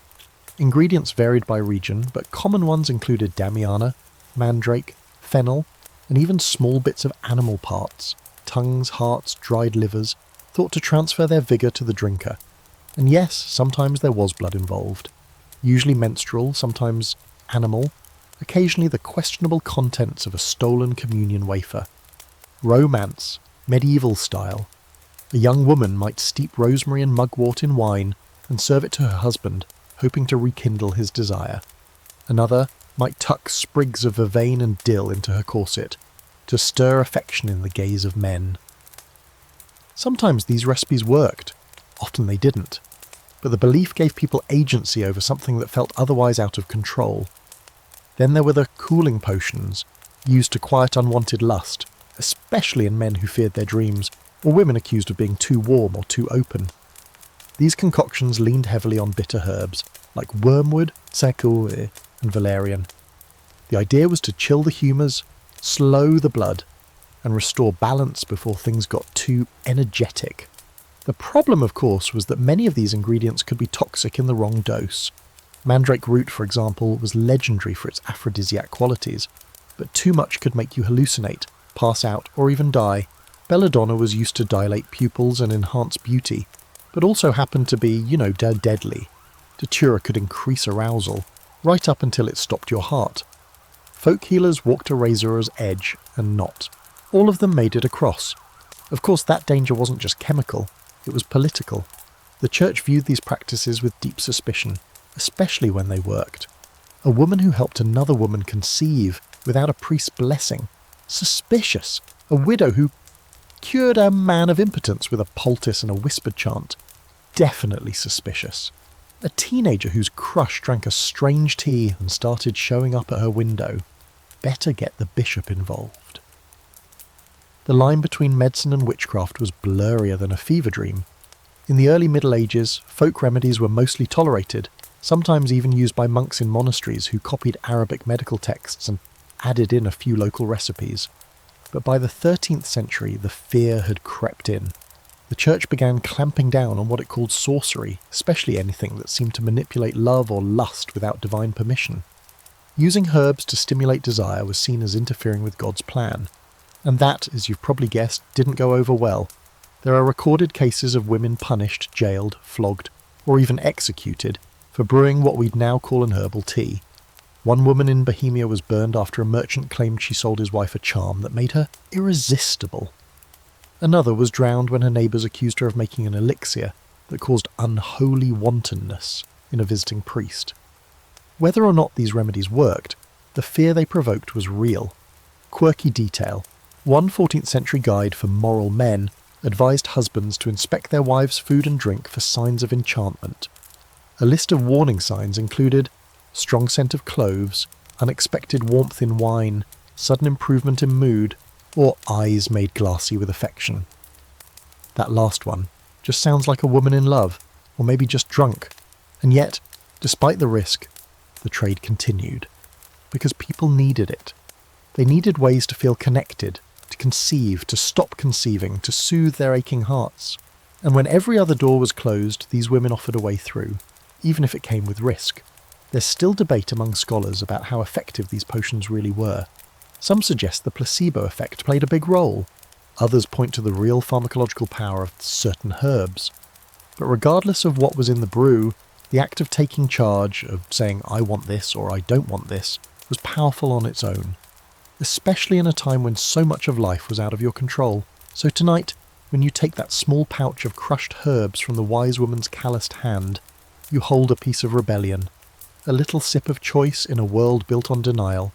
You walk back home, heart thudding, pouch tucked deep in your coat. Maybe you'll use it. Maybe you won't.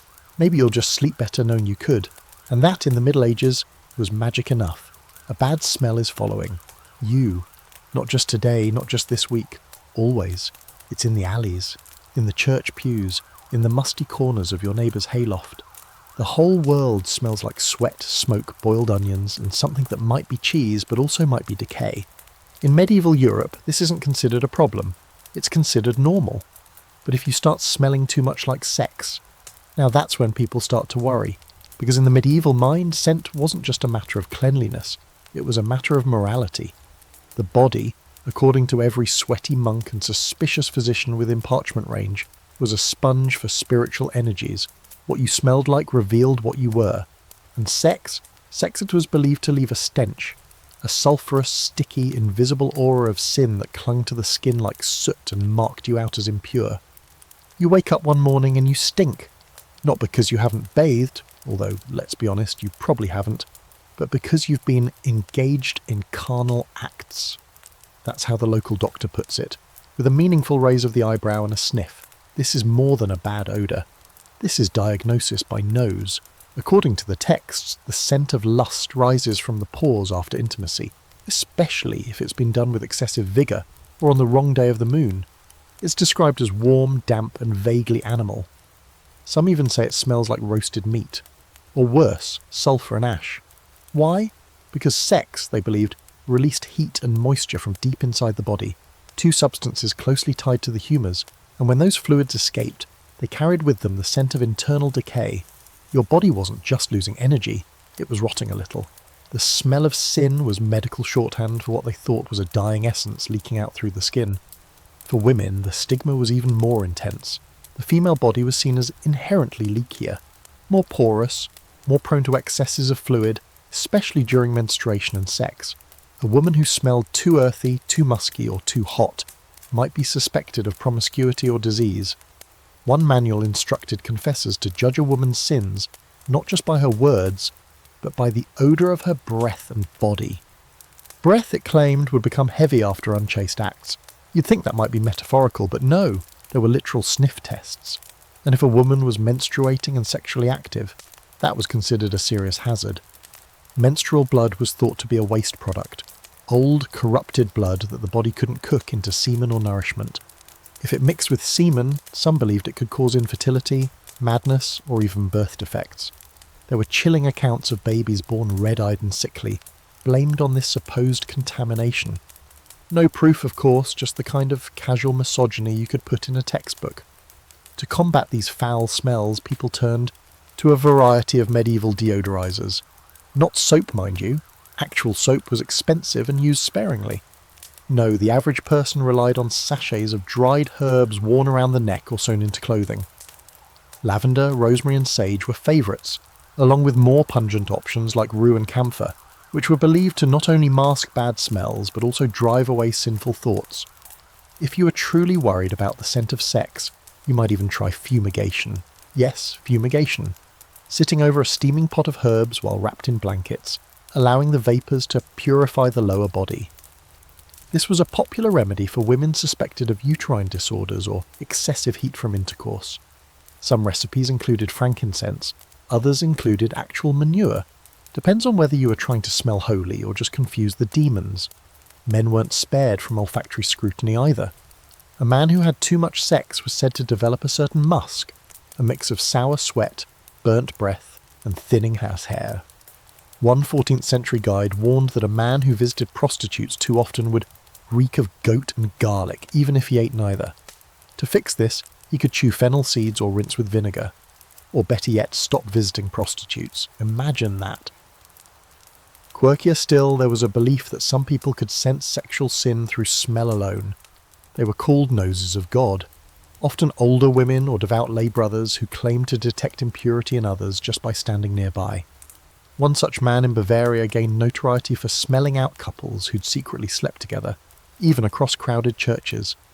People avoided him like the plague, which was ironic, since he claimed the scent of lust was even more dangerous than pestilence. Some of this might sound silly now, but it came from a real, if very flawed, logic. In a world without germ theory, smell was one of the only tools people had to gauge health. Foul breath could mean stomach trouble, body odour could mean fever, and sudden changes in smell, especially ones tied to intimacy, were interpreted as warnings. The body, after all, was thought to reflect the soul. If you stank of desire, maybe it meant your soul was sweating out corruption. There's still debate today among scholars about how seriously people took these scent-based diagnoses. Some argue it was more symbolic than literal, smell as a metaphor for a guilt. Others point to court records and medical notes that show real decisions being made based on who smelled like what. Either way, the result was the same. Sex left a trace of it, and that trace could follow you into the confessional, the sickbed, or the village stocks. So tonight, as you scrub your hands in a bowl of lukewarm rosemary water and sprinkle dried rose petals under your tunic, you hope it's enough. You hope the priest doesn't sniff too hard. You hope your neighbour doesn't mention anything strange in the air. You hope the stench of your longing stays quiet, buried beneath layers of herbs and silence. You light a sprig of sage just to be safe. You're walking past the blacksmith's workshop when you hear it, an unmistakable clinking sound that isn't horseshoes or hinges. Something smaller, more delicate. You glance through the smoke-streaked window just in time to see him hammering a thin strip of iron into a rounded frame. It looks like part of a lantern or maybe a trap, but then he fits it to a wooden mannequin and your stomach turns. It's not for lighting or catching animals, it's for locking up a woman's body. Yes, this is a chastity belt, or at least that's what it claims to be. Let's set the record straight. Medieval chastity belts are one of those weird, persistent legends that teeter between fact and total fiction.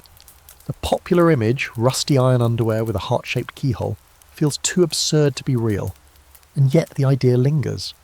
If you've ever wandered through a dusty museum in Europe, you may have seen one displayed behind thick glass, labelled 15th century device of virtue. But whether or not these were real tools or symbolic warnings is still up for debate. The legend says that men, particularly noblemen, used these belts to ensure their wives remained pure while they were away, off to war, on pilgrimage, or just busy being terrible at trust. The idea was simple. Strap on a metal undergarment, lock it with a key, and voila, no funny business.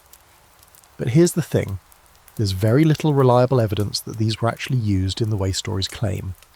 Most of the surviving examples are from the Renaissance or later, and were likely created as curiosity items or dark jokes, not serious instruments of marital control.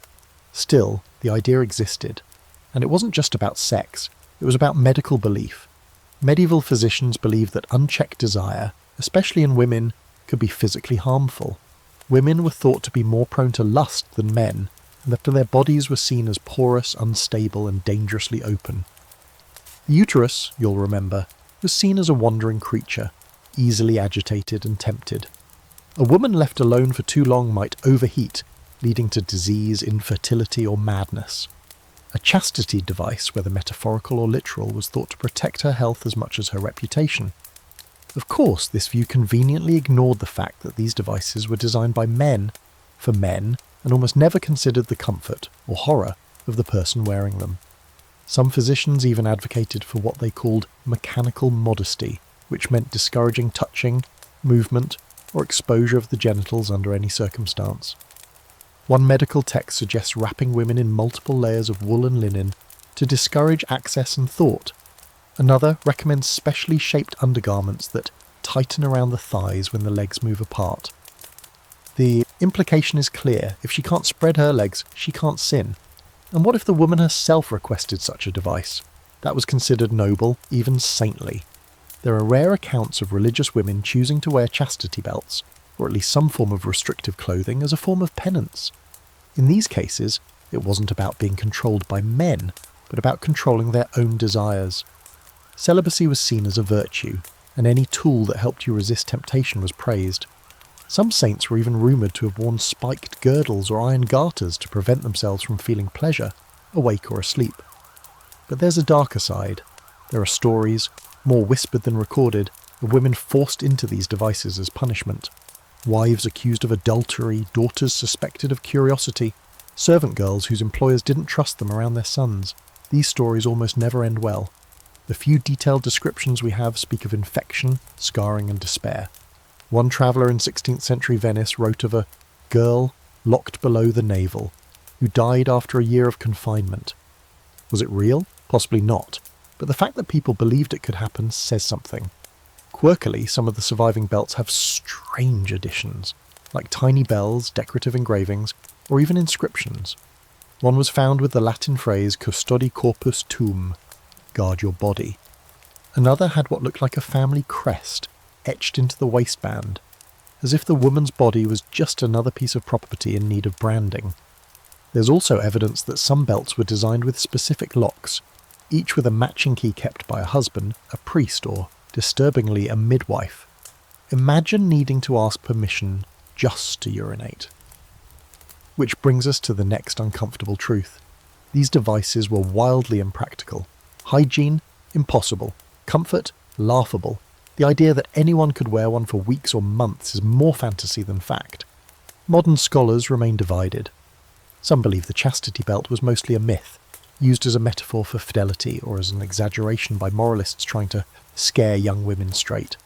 Others argue that a few may have been used in limited, ceremonial or punitive ways, but everyone agrees on one thing: the belts, real or imagined, represent the medieval obsession with controlling female sexuality, and the lengths to which society would go to protect its power over women's bodies. Men weren't immune to this obsession either. There were devices, less commonly, designed to discourage male arousal, usually involving cold compresses, tight binding or sleeping positions designed to prevent nocturnal emissions. But none of them carried the same spectacle, the same architectural horror as the chastity belt. So now you're back at home, staring into the fireplace, thinking about that strip of iron being shaped in the blacksmith's hands. You don't know if it's a joke, a commission, or something far worse. You wonder who it's for.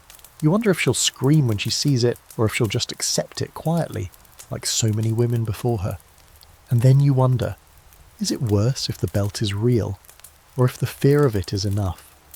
It's late, the hearth is dying down to a whisper of red glow, and your joints creak as you settle into bed. It's been a long day, mud, sheep, the neighbour's endless complaints about her husband's breath, and all you want is sleep. But as you lie there under scratchy wool, the same old thought creeps in: what's really going on inside me? Because let's face it, in medieval Europe, your body is more mystery than machine, and the theories explaining how it works, unhinged. Tonight's revelation is, according to your village healer and half the medical texts in Christendom, you're basically just a leaky vessel, a fleshy jug with a mind of its own, particularly if you're a woman. Let's start with menstruation. The medieval explanation for periods was, well, creative. Since women were believed to be colder and wetter by nature, thanks Humer's, menstruation was thought to be a kind of internal house cleaning. The body couldn't cook all that excess blood into semen like a man's did, so instead it had to purge it, monthly, violently, and if it didn't, disaster. Blocked menses were feared like a cursed river. Doctors warned that if a woman didn't bleed on schedule, the unpurged blood might rot inside her, drift toward the brain, and cause hysteria, blindness, madness, or, why not, all three. There are medical texts describing mental fog and throat choking in women, whose wombs were clogged with old blood. One even recommended leeches under the arms to get things moving again. A gentler option. A warm clove tea and jumping in place for 10 minutes. But don't think having your period meant you were safe. Oh no. Menstrual blood was seen as dangerous, tainted, even toxic. It was said to sour wine, kill crops, dull blades, and, my personal favourite, make mirrors go cloudy. There's a text from the 12th century that claims any fruit touched by a menstruating woman would shrivel as if cursed by the devil's wind. So no baking pies that week, or touching livestock, or heaven forbid sitting on the community bread bench. Sex during menstruation? Absolutely not. The belief was that mixing seed with menstrual blood was not only unholy but medically catastrophic. The child conceived under such conditions, said one physician, would be born wicked, old, malformed and prone to sin. Another claimed the resulting baby would howl like a wolf and flee from light. Basically, the medieval version of a horror movie. And childbirth? That was the real event. If menstruation was the monthly purging, childbirth was the grand finale. It was seen as dangerous, divine, and entirely the woman's problem. Midwives, not physicians, handled most births, which made sense. Doctors wanted nothing to do with something so messy, painful, and unpredictable. Some even claimed that childbirth pain was a punishment for Eve's original sin, a theological way of saying this hurts because you deserve it. But let's talk about fluids. According to humoral theory, women were moist. Always. Their flesh, their breath, even their thoughts were described as damp. This had consequences. Too much moisture? You became sluggish, over-emotional, perhaps even infertile. Too little moisture? Your body overheated, your womb dried up, and you risked going barren or mad. That's right, not being moist enough was also a problem. You really couldn't win. Doctors said women's bodies were full of openings, literal and metaphorical, that made them unstable. The ears, the nose, the mouth, the vagina, all gateways through which sin, illness, or imbalance could enter. There's an actual medical theory that said a woman's body had to be sealed by appropriate dress and conduct, lest air and impurity invade her through these gaps. This is why tight-laced bodices and woolen wraps were prescribed, not for modesty but for containment. Quirkier still, some believed that women naturally leaked sexual energy, that without proper spiritual discipline a woman might emit subtle vapours that could seduce nearby men. No touch required, just an unguarded mood and a little too much body heat. This was why women were told to walk slowly, cover their heads, and avoid laughing too loudly. Joy was too close to lust, and lust, a slippery slope straight to demonic possession. And the ultimate horror? Semen retention. Not male retention, female. Yes, medieval doctors believed that if a woman didn't properly release her seed during sex, which you might recall was believed necessary for conception, her body would suffer. The leftover essence might back up, spoil and cause fevers, skin problems, or spiritual exhaustion. One 13th century text recommends periodic sex, but not too joyful, to avoid these outcomes. A clinical chore, scheduled like you'd schedule bleeding a cow. It wasn't all doom and nonsense though. Some midwives and wise women had a more intuitive, experience-based understanding. They knew that menstruation wasn't poison. They knew childbirth pain wasn't divine punishment. It was just pain. They offered balms for cracked skin, teas for cramping, stones to clutch when labour stretched on for days. But their knowledge rarely made it into the books. Passed from hand to hand, whispered in kitchens, remembered in the dark hours between contractions and prayers. Modern historians argue about how literally people took these leaky woman theories. Some say the extreme ideas were mostly confined to academics and clergy. Others point to village practices, like banning menstruating women from touching the salt as proof that belief ran deep. Either way, the body was something to be controlled, sealed, and constantly monitored for signs of betrayal. So now you lie awake, wondering what your own body might be planning. You had a heavy meal, your head feels warm, and your belly's been rumbling in unfamiliar ways. Could it be a shift in your humours, an excess of moisture, or maybe just indigestion? You say a quick prayer just in case. Better not leave it up to chance. You wrap your shawl tighter around your middle, hoping to keep your organs in place for another night. Just hold it together until morning. You're in a stone library lit by a single flickering candle, squinting at a page written in dense Latin. and trying to understand how someone who's never had sex in his life became the go-to authority on the subject. The monk who wrote this particular treatise is Brother Henricus, and he's very confident about positions, temperatures, fluids, emotions, and how to tell if someone's doing it wrong. The only catch? He's taken a vow of celibacy, has likely never touched a woman, and sleeps in a wooden cell with zero furniture. But that's the medieval way. If you want advice about your sex life, you turn to someone who's vowed to never have one. That's right, monks wrote sex manuals. It's easy to imagine medieval monasteries as places of quiet reflection, full of prayer, garden work and solemn chanting. And they were, but they were also hubs of scholarship where men spent their entire lives studying the body, the soul and everything in between. Medicine, astronomy, theology and yes, human sexuality all got copied, debated and bound into thick, grim-smelling books. The men doing this writing? Often cloistered scholars with no practical experience whatsoever. The result? A strange, fascinating mix of scientific curiosity, moral anxiety, and wide-eyed imagination.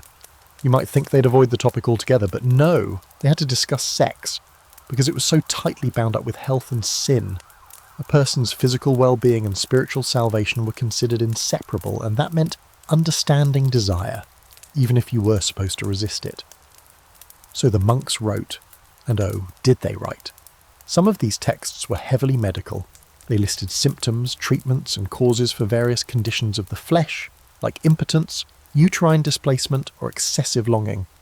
You'd find helpful advice like abstain from salted meats to reduce unwanted stiffness, or apply a poultice of boiled nettles to cool the desire. Others got more descriptive. One treatise explains that a woman's pleasure may cause her to tremble, speak in tongues, or weep openly, and that this was either a sign of divine release or witchcraft. And then there were the confession guides. These were not medical but spiritual, used by priests to question penitents about their sins in exhaustive detail. Think of them as checklists from medieval HR. Have you engaged in relations on a feast day? Have you allowed your thoughts to wander toward the impure? Have you performed the marital act in a manner not intended for procreation? The assumption was that every possible sin had a matching punishment, and that priests needed to be able to categorize each one with surgical precision. Some confession guides even broke sex down into categories: bestial, unnatural, idle, and acceptable under marital duty. The definition shifted by author, but the takeaway was clear. There was one narrow-bound path to righteous intimacy, and everything else was a slippery slope to hell, madness, or at least a stern talking to. Here's where it gets particularly ironic. Many of these monks, despite having zero direct experience, developed incredibly elaborate theories about sex. Some believed that certain positions were healthier or holier than others. The missionary position, though they never called it that, was praised for being humble and aligned with nature. Anything else, standing side by side or from behind, was seen as disorderly, risky, or even demonic. One scholar wrote that non-standard positions could cause misaligned conception, leading to deformed offspring or children with the dispositions of beasts. And yet, despite all this caution, many monastic authors were clearly fascinated by what they were describing. There's a strange clinical poetry to their writing, long passages about the heat of the blood, the motion of the soul during climax, the tremors of the body when stirred by pleasure's shadow. It's hard not to read between the lines and see a mix of fear, longing, and deep involuntary interest. One especially vivid medical treatise describes the sensation of orgasm as a shudder of the spine and a trembling of the thighs, accompanied by the loss of vital spirit, which departs with the seed and leaves the body slack as a deflated wineskin. That's a lot of detail from someone who's never had a date. Or maybe too much time spent watching villagers through monastery windows. Who knows? Even more curiously, monks often copied and preserved ancient texts that were much more frank about sexuality. The works of Galen, Hippocrates, and Arabic scholars like Avicenna and Al-Razi contained far more practical, detailed, and sometimes surprisingly liberal discussions of human sexuality. These works were treasured in monastery libraries, translated, annotated, and passed down, not always with approval, but with respect for their intellectual merit. One particularly quirky example comes from the Trotula, a medical text on women's health attributed to a female author but preserved and edited by male monastics. It includes remedies for increasing female pleasure, treating vaginal dryness, and helping women conceive more easily. The monks didn't exactly endorse all of it, but they didn't destroy it either. They copied it, word for word, with neat, little margin notes like a controversial or unusual but worth recording. Still, they always came back to the same idea. Sex, while necessary, was as dangerous. It could heal or destroy, unite or corrupt. Every line about the mechanics of passion was followed by another about its spiritual risks. Even the healthiest intimacy had to be purified by prayer, supervised by conscience, and contained within marriage like wine in a sealed barrel. Today, historians debate whether these monks truly believed everything they wrote. Some argue that these texts were mostly theoretical, products of a scholastic culture obsessed with categorizing every human behavior. Others believe the authors were genuinely terrified of temptation, and that writing about sex was both a way to understand it and a kind of penance for even thinking about it. Either way, the result is fascinating.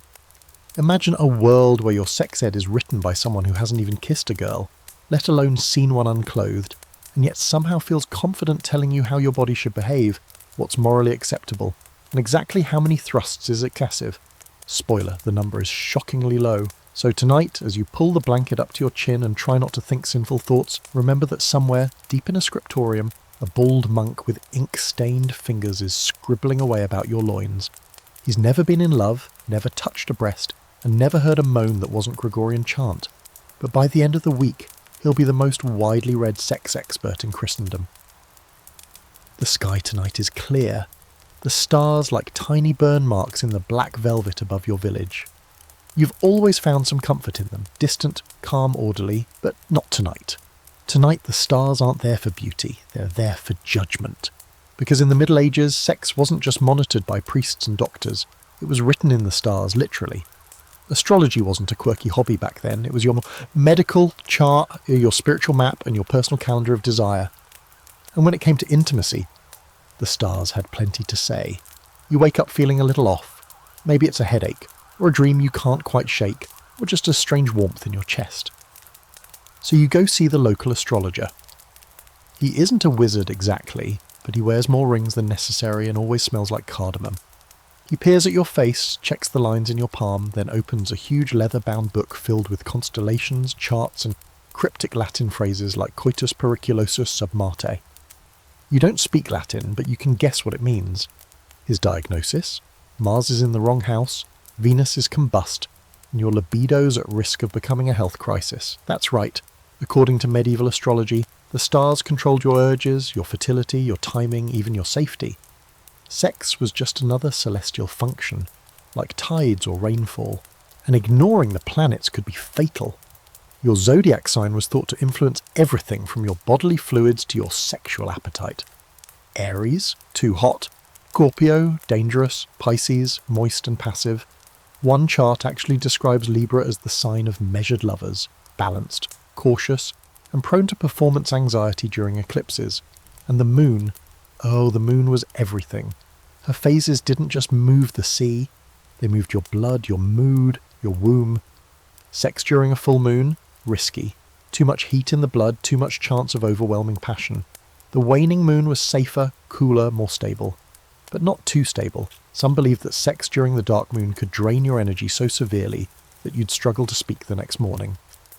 Imagine waking up hoarse and being told your timing was the problem. Medieval medical astrology went even further. The body was mapped to the zodiac. Aries ruled the head, Taurus the neck, Gemini the arms, and so on, all the way down to Pisces, which claimed the feet and, depending on the chart, other more discrete regions. Any treatment, including intimacy, had to be timed to avoid the ruling sign of the body part being affected. So if Virgo governed the lower abdomen that week, and Virgo was afflicted by Saturn, then sex was out of the question. Your spleen might revolt. This wasn't fringe science, it was standard practice. Physicians trained at universities like Bologna or Paris Demsio learned how to cast birth charts for patients, calculate planetary hours, and recommend or restrict intercourse based on celestial alignments. It was considered irresponsible to offer medical advice without consulting the heavens. Even midwives learnt the basics of lunar cycles and how they might impact conception or birth. Some hospitals kept charts posted in the entryways so patients could see whether the planets were currently hostile or cooperative. There were even astrological sex guides. One from the 13th century includes charming advice like, avoid intimacy when the moon is in Sagittarius, lest the child born be wild and dishonest, and never conceive under a Mars-dominant sky, for such children are cursed with anger. One scholar wrote that Mercury rising during the act might result in a clever, deceitful child, quick with words and false with friends. You start to wonder how many people blame their children's bad habits on planetary timing, rather than, say, parenting. Quirkier still, some guides gave specific windows of opportunity for pleasure that wouldn't jeopardize your health. For instance, Saturday evenings during a waxing moon, when Venus trined Jupiter, were said to be perfect for gentle, affectionate encounters. Tuesday mornings under a waning moon, that was a recipe for regret, and possibly hernias. Of course, astrology wasn't just about health. It was about morality. The stars were thought to reflect divine order, and your alignment with them showed your virtue or vice. People who indulged in charts when the planets were unfavourable weren't just being reckless, they were defying cosmic harmony. Some theologians argued that God used the planets as a kind of surveillance system. Sinful acts committed during bad alignments were said to carry heavier spiritual consequences. One cleric even claimed that adultery under a blood moon would mark the soul for 40 years. And if something went wrong, infertility, illness, a child born with strange appetites, astrologers would often blame planetary interference. Maybe Saturn had cast a shadow on your loins. Maybe Venus was in retrograde and turned your womb cold. Maybe the hour of conception was ruled by a malefic planet, like Mars or Uranus. Yes, even back then that name caused some chuckles. Remedies might include fasting, prayer, avoiding sex for an entire zodiac cycle, or carrying an amulet engraved with protective signs, like a miniature goat stamped with the sign of Capricorn. This sounds ludicrous now, but it gave people a sense of order. In a world where medicine was uncertain and death could strike without warning, astrology offered patterns and explanations and a feeling of control. It said, here's why you feel this way, here's what to avoid. It let people turn chaos into calendars. Still, not everyone believed in it. Some church officials condemned astrology outright, calling it a pagan corruption. Others tried to fold it into Christian doctrine, arguing that while the stars influenced the body, only God ruled the soul. The result was a strange truce. You could consult the stars, but you'd better not use them as an excuse for sin. I cheated because Mercury was rising didn't cut it, even in 1352.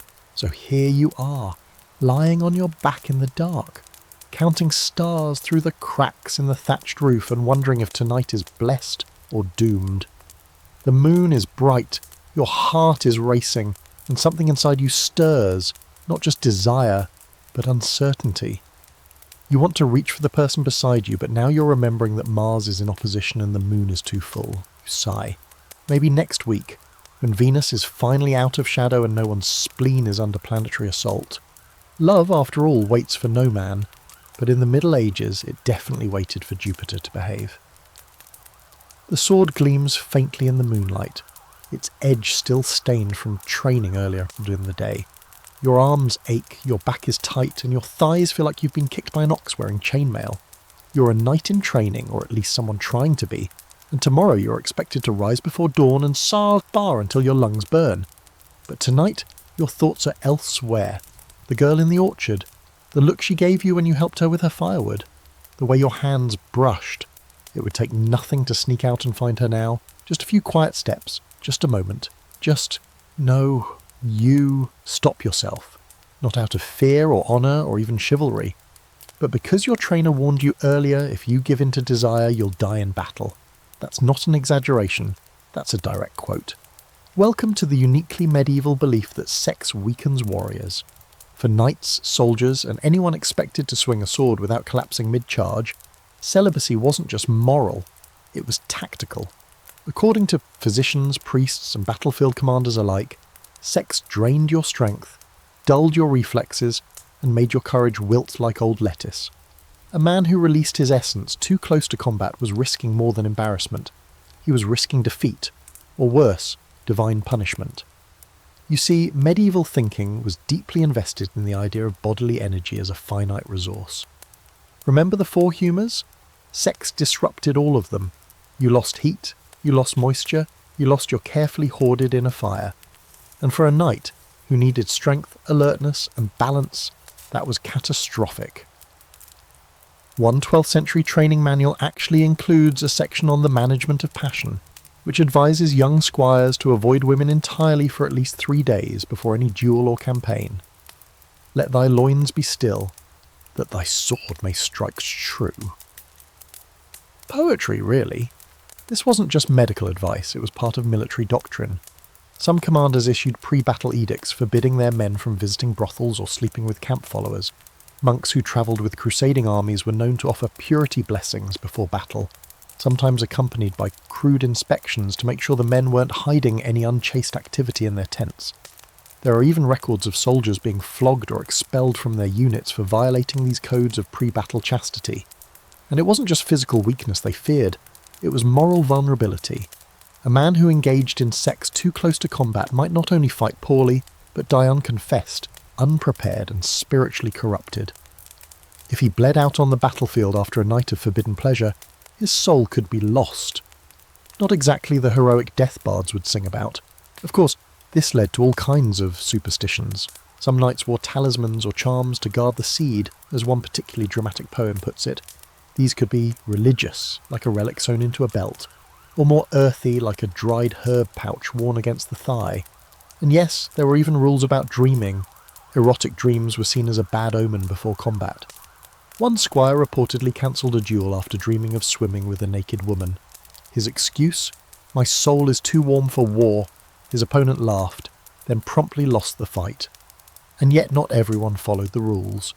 There are plenty of accounts, especially among mercenaries and cavalrymen, of men seeking out brothels the night before battle. Some believed it brought good luck, others just didn't care. But if one of those men died the next day, you can bet someone would say, well, he shouldn't have been rolling in hay with that girl from Bruges. It became a kind of post-mortem footnote. Died from an arrow to the throat, but really it was that redhead.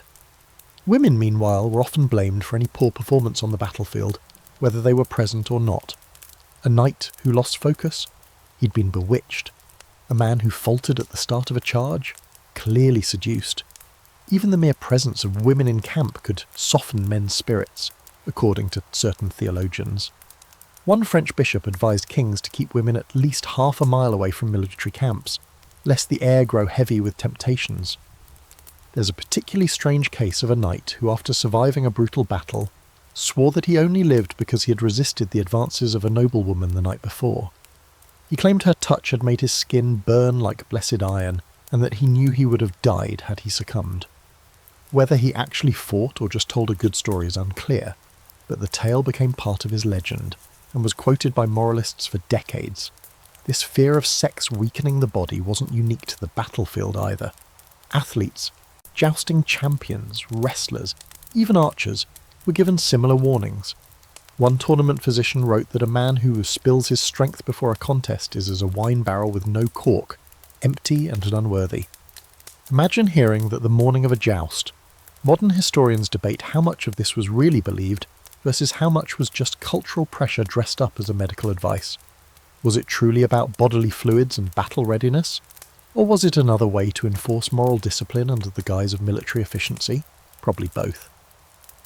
In an age where life was precarious, discipline, especially over one's own body, was seen as a form of strength.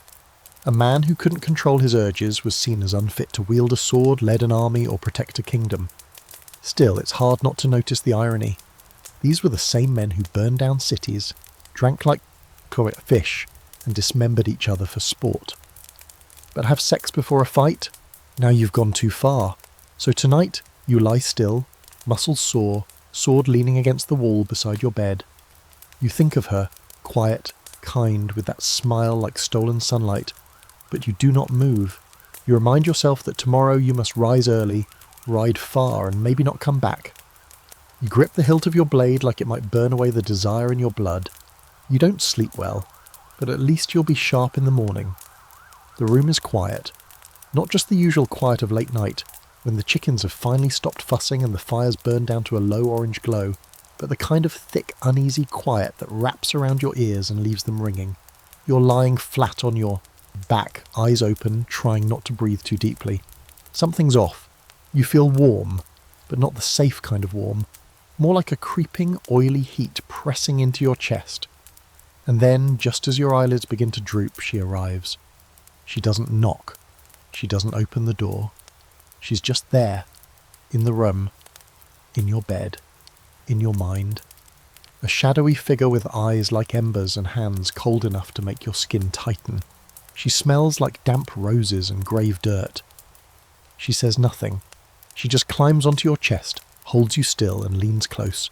And you can't move. You want to, but your limbs are frozen, your breath caught halfway between a scream and a prayer. You've just met a succubus. In the medieval imagination, no fear around sex was greater or more vividly detailed than the fear of demonic lovers. If you've ever experienced sleep paralysis, you're halfway there. You wake, but your body doesn't. You see something in the dark, feel a presence, sense pressure on your chest. In modern times, we explain it with neuroscience. But in the Middle Ages, this was the work of demons, specifically incubi and succubi, spiritual predators who fed on your soul through the medium of sex. The succubus was always female. She visited men in their sleep, seduced them and drained their life through intercourse. Not figuratively, literally. You were thought to lose a measurable portion of your life force through the act.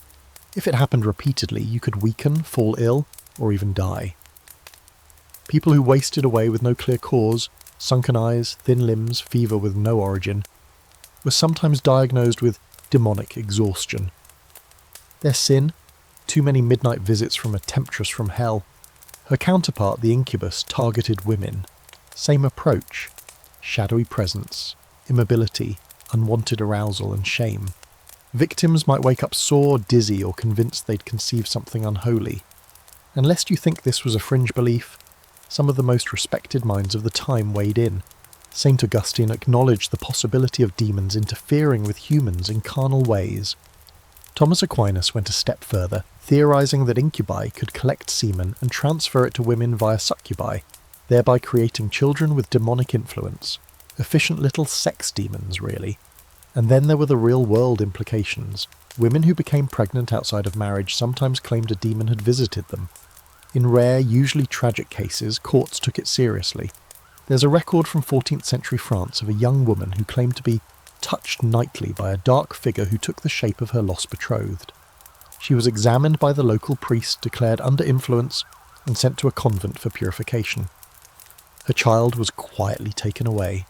What happened to either of them after that is unknown. The church's position on these beings was murky. Some clergy believed they were real. Others insisted they were hallucinations brought on by lust and guilt. But they all agreed on one thing. These experiences were dangerous.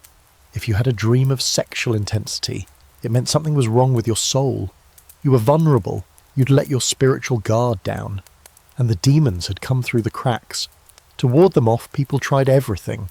Crucifixes above the bed, garlic under the pillow, iron nails in the threshold. One particularly dramatic suggestion from a Spanish monastery involved sleeping in a circle of consecrated salt while chanting a psalm backward. Another guide recommended bathing in blessed water 3 times a week, abstaining from spicy food and keeping your imaginings pure. Try that with medieval plumbing and no concept of what causes dreams. Medical texts, meanwhile, were caught between 2 explanations. Some insisted these experiences were purely physical, caused by an overabundance of heat or wandering spirit vapours rising during sleep. One physician described it as a pressure of humours upon the chest, stimulated by impure thoughts or undigested meats. Others were less forgiving. They saw these night encounters as signs of inner corruption, a soul already flirting with damnation. If a man admitted to regular visitations, he might be assigned severe penance, even exorcism. Some monks were forced to sleep in communal rooms so they could be watched in case of demonic temptation. There's one especially unsettling story from a German abbey in the 1200s. A young monk began waking in terror, claiming a woman entered his dreams and took from him the warmth of his chest. He was isolated, starved, prayed over, and finally, when nothing stopped the visions, buried up to his neck for 3 days while the abbot recited the psalms. Eventually the dream stopped, or at least he stopped talking about them. Quirkily, not everyone feared these demons. There are whispers, of course. stories about witches or heretics who invited succubi or incubi into their lives. These were rare, scandalous tales told in hushed voices at taverns. Some even said these demons could grant knowledge, pleasure, or strength, though always at a cost. One folktale tells of a blacksmith who lay with a succubus for 7 nights and could no longer feel heat or cold. Another tells of a woman who bore a child with no father, who spoke in full sentences by age 2. All fantasy, probably, but the fear was real. Modern historians look at all this with a mix of empathy and unease. Sleep paralysis is a known phenomenon, and without modern science to explain it, people reached for the language they had. Sin, temptation, punishment. Add in shame, repression, and a deep cultural fear of the body, and the idea of demonic lovers makes a twisted kind of sense. So now you lie in your bed staring at the ceiling beams, breath shallow. A branch scratches against the window pane. Your chest feels tight, maybe from nerves, maybe from the stew you had at supper. You pull the blanket higher, murmur a quick prayer, and try not to picture her. Not her eyes, not her touch, not the fire she brings with her. You shut your eyes and hope this time she passes you by. You're sitting under an olive tree, knees stiff from the morning chill, and chewing a hunk of yesterday's bread when an old man from the monastery sits down beside you. He's thin, with a spine like a shepherd's crook and eyes sharp enough to cut flax. He doesn't say much at first, just hums a little hymn and squints up at the sun like he's checking its temperature. And then, without turning, he says, "You know why I've lived this long?" You shake your head. He taps his chest. No wife, no urges, no waste. He says it like a magic spell, and in his mind it probably is. Welcome to one of the strangest convictions of medieval medicine and theology. Celibacy makes you immortal. Okay, not literally immortal, but according to a long, loud chorus of scholars, monks and physicians, celibacy was the secret to a longer, stronger life. And not just any celibacy, perpetual celibacy. Virginity was considered the gold standard of bodily preservation. You hadn't just abstained, you'd triumphed. You'd avoided the slow spiritual erosion that supposedly followed every sexual release. Your humours were in balance. Your essence remained intact. Your soul was clean.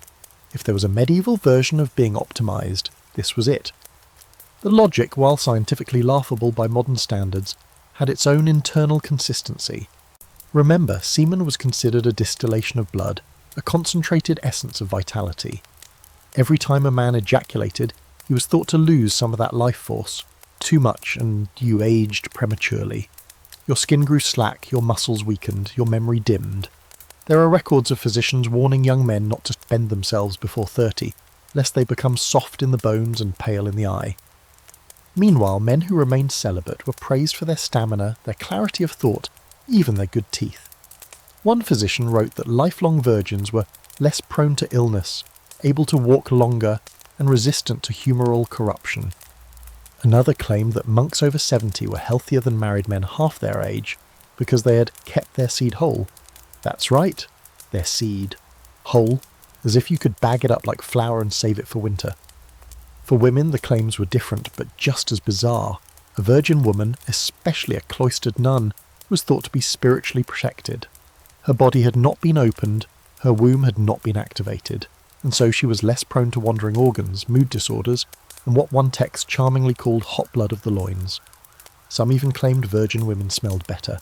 Sweeter breath, cleaner skin, more pleasing vapours, whatever that means. A few texts insisted that a chaste woman's body didn't decay as quickly after death, that her flesh stayed cool and unspoiled like a holy sausage.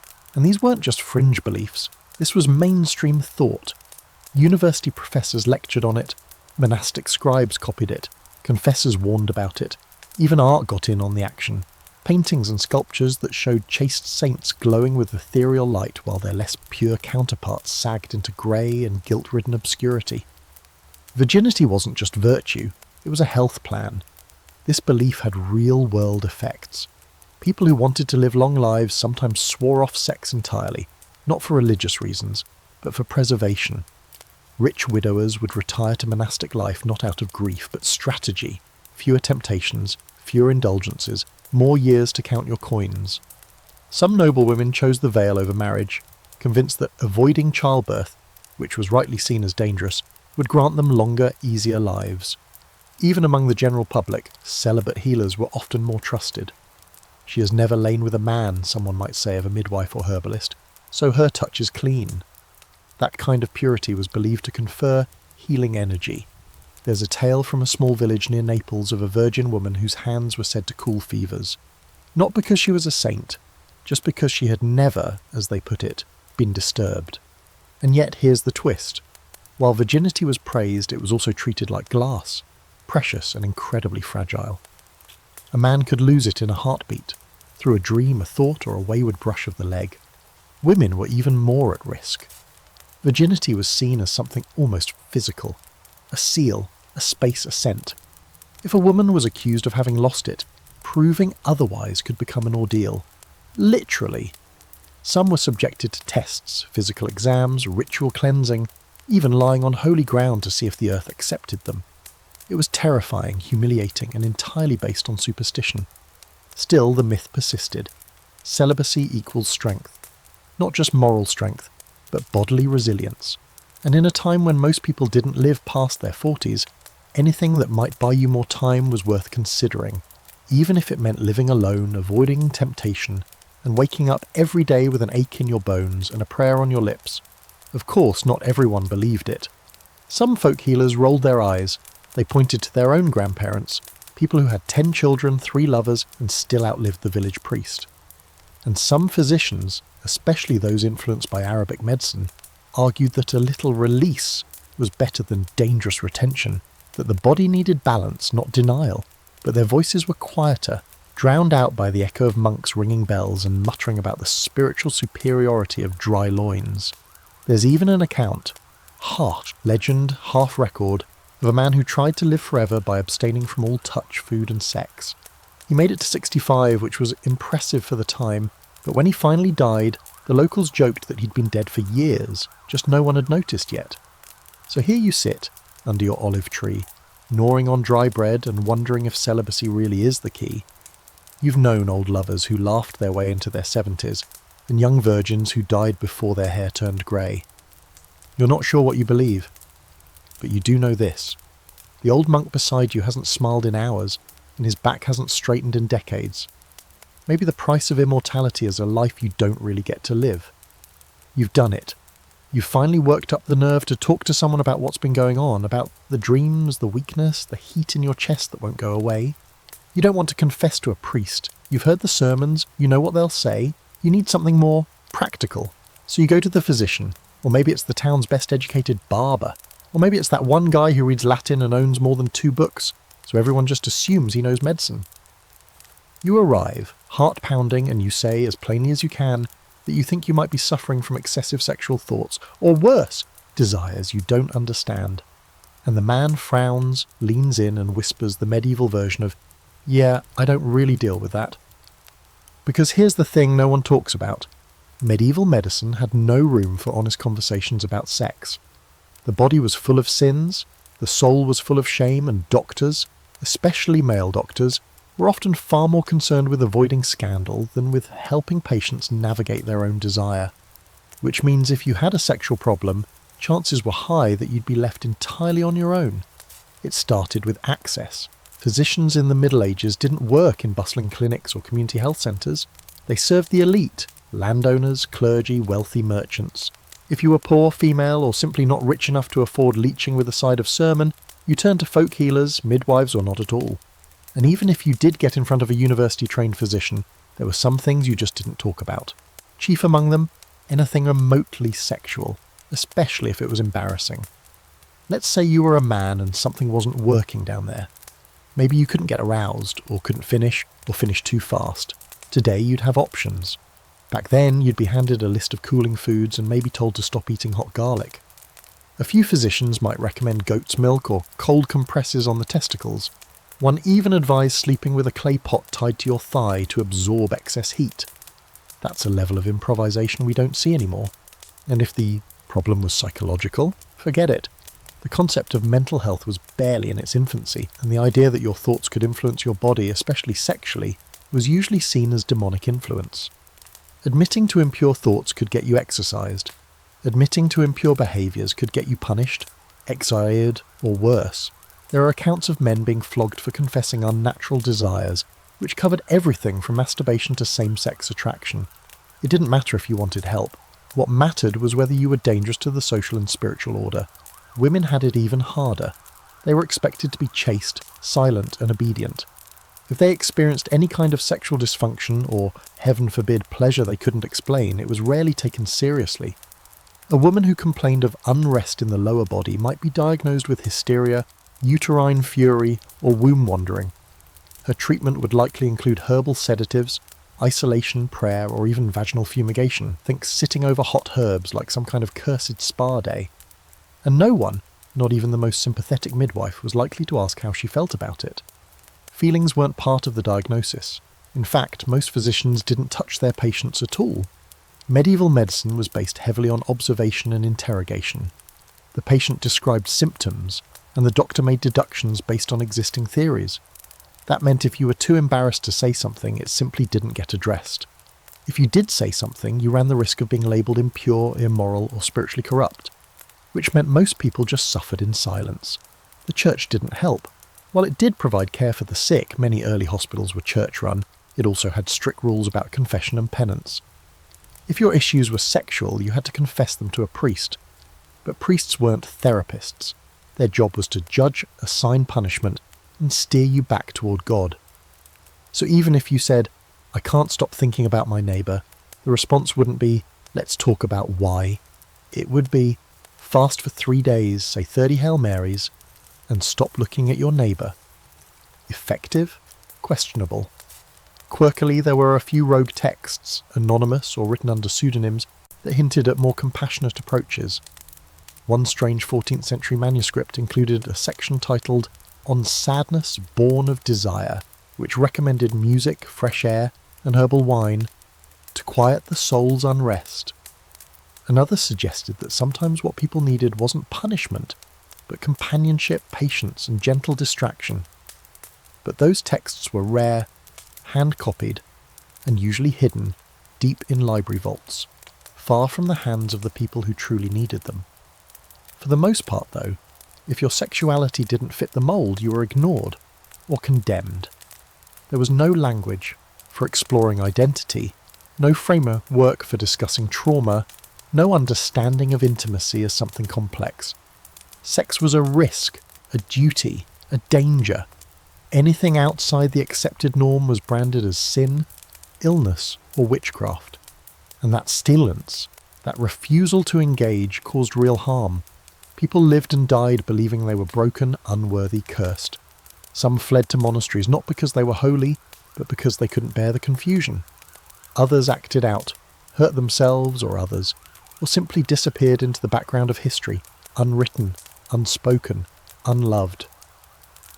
You sit now with your hands folded tightly in your lap, unsure whether to ask your question again. The doctor is flipping through his book, pretending not to hear. The moment passes. You thank him, you stand, you walk away. Behind you, he mutters something about too much wine and scribbles a note. But he'll never write the truth, that you were desperate, vulnerable and reaching out, and that the system, medical, moral and spiritual, was never designed to take your hand. The sun hangs low as you pass a crowd gathering, near the town square, murmurs buzzing like hornets. Something's happened. You push your way through, careful not to catch the eye of anyone you owe money to, and see a figure at the centre, barefoot, head bowed, wrists tied with rough rope. She's not being whipped. Not yet. For now, she just stands there in silence, while the priest reads aloud from a parchment thicker than a pig's ear. You hear the words fornication, deception, temptation, and then the phrase everyone's been whispering all week. She made him weak with her body. It's a public shaming, and you already know what comes next. In the Middle Ages, punishing sexuality wasn't just about enforcing rules, it was about spectacle, about turning private behaviour into public theatre. If someone stepped out of line, adulterers, prostitutes, or even married couples caught doing something unnatural, the punishment wasn't a stern talking to. It was humiliation, suffering, and social branding. And not metaphorical branding either. Sometimes they used actual hot irons. Let's start with adultery. In theory, it was punished for both sexes. In practice, women bore the brunt of it. A married man caught sleeping around might get a fine, maybe do penance, or face the church's version of time out. Extra fasting, no sacraments for a bit, But a woman, she risked flogging, exile, having her head shaved, or being paraded through town in nothing but her shift, sometimes with a rope tied around her neck. One 13th century record from England notes a woman being tied to a cart and pulled through the mud, so her sin might be cleansed in the eyes of men. Cleansing via humiliation, very on brand. Then there were the public confession rituals. If you were caught in a sexual sin, especially if it involved clergy, you might be forced to stand on the church steps during Mass, barefoot and in a sackcloth shirt while your name and offence were read aloud. Everyone would watch. Some would spit. Others would cross themselves like you were contagious. And worst of all, you couldn't speak. You just had to stand there, soaked in guilt, hoping it would wash off eventually. Prostitutes were in a weird position. Technically, the church condemned prostitution, but in practice it tolerated it as long as it stayed in the shadows and paid its taxes. Many towns had red light districts or stews that were officially unofficial. Prostitutes were required to wear distinctive clothing like striped hoods, yellow scarves or bells on their shoes so no one could accidentally mistake them for honest women. Step outside the designated area? Arrest? Refuse a client of high status? Punishment? Seen talking to a priest? Major problem. But the worst punishments were often reserved for those who crossed certain boundaries, namely sex that defied social norms. Homosexuality, for example, was treated not just as a sin, but as a direct threat to divine order. Men caught with other men faced castration, burning, or being buried alive, depending on the region and century. And no, women weren't spared. Female same-sex activity was often dismissed as less serious, but still punishable. One woman in 15th century Germany was flogged, imprisoned, and forced to wear a wooden phallus in public to mock her perversion. You can't make this up except someone actually did.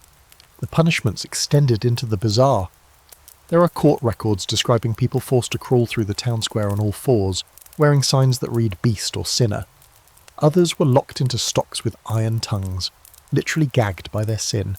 Some were branded on the cheek or hand so everyone would know forever that they'd crossed a line.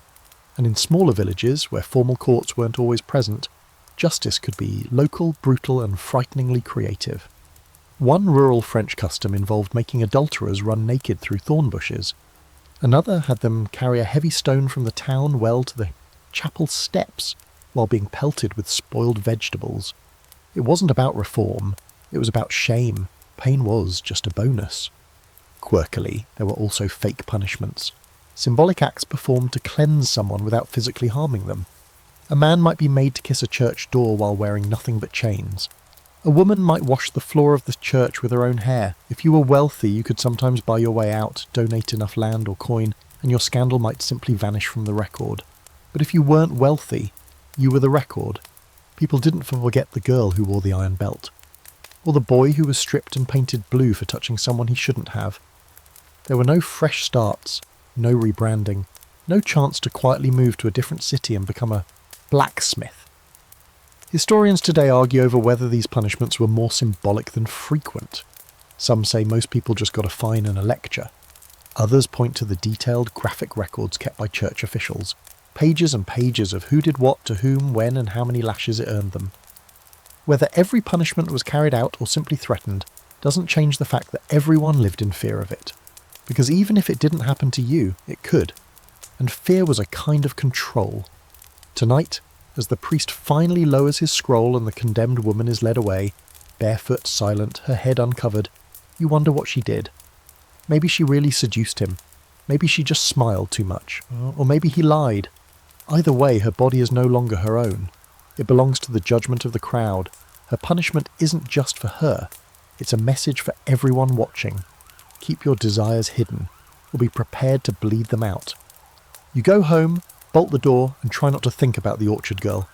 You're crouched beside a low fire, feeding it slow-burning peat while the wind hisses through the cracks in the shutters.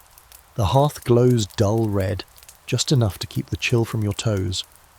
You're waiting for the old woman to speak, the one everyone calls a healer, sometimes a midwife, occasionally a witch. No one ever says it out loud, but when things go wrong, pregnancy, desire, disease, shame, they come to her. Quietly, always at night, like you're doing now. She finally looks up from the root she's slicing and says, "So, what did you do?" You hesitate. She doesn't. If you don't tell me, I can't help you, and I don't work blind. You mutter something about losing control, about a boy, and about fear, and then the words tumble out. The missed cycle, the swelling, the awful tightness in your belly that might be guilt or might be something growing. She listens without blinking, then she nods and gets to work. Because when it came to reproductive care, the real knowledge wasn't in the monasteries or the university halls, it was in homes like this, among women who learned from their mothers, not from books. And what they knew, it was both dangerous and vital. The medical establishment of the Middle Ages had next to no idea how pregnancy worked. Sure, they had theories, wild, colourful, sometimes laughable theories. One of the more popular ones said that a woman could only conceive if she experienced pleasure, since her orgasm was needed to release the seed. That theory, disturbingly, was sometimes used in legal defences to dismiss rape victims. If she conceived, they reasoned, then she must have enjoyed it. The logic was twisted. The consequences were worse. Midwives, though, didn't rely on theory. They knew the signs. They knew the sounds a woman made in early labour. They knew what a miscarriage looked like, what herbs might delay a cycle, what teas might bring it back. They didn't write books, but they wrote it in muscle memory, in whispered instructions, in crumpled pouches of herbs hidden beneath mattresses. Abortion wasn't legal, of course. The church taught that life began at quickening, the moment when a woman first felt movement in the womb, usually around 16 to 20 weeks. Before that, it was a grey area.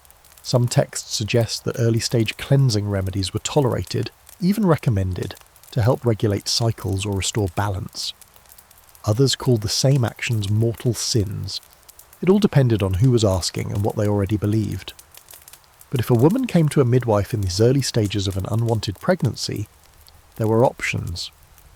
Pennyroyal tea, rue mixed with wine, tansy and mugwort boiled into a bitter, choking syrup. None of them were guaranteed to work. All of them carried risks, too much, and you could damage your liver, your kidneys, your chance of ever conceiving again. But they were better than nothing, and often better than what passed for official medical care. Usually a shrug, a prayer, or a prescription for celibacy. Contraception too existed, but again, unofficially. Condoms made of animal intestines were sometimes used, though more often for protection against disease than pregnancy.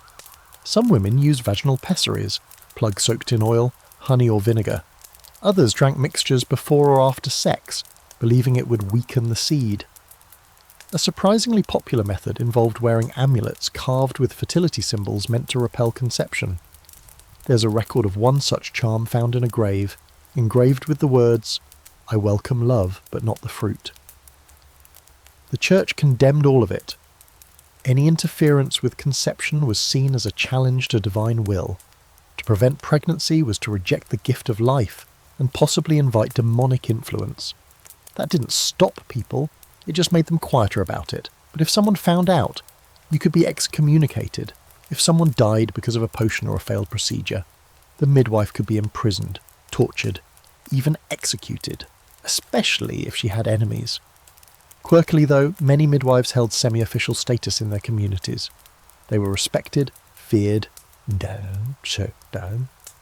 need. They baptized babies in emergencies. They guided women through hours of agonizing labour. They comforted grieving mothers after stillbirths and buried tiny bodies with their own hands. They were both healers and scapegoats, standing at the edge of every life and death event society didn't want to touch.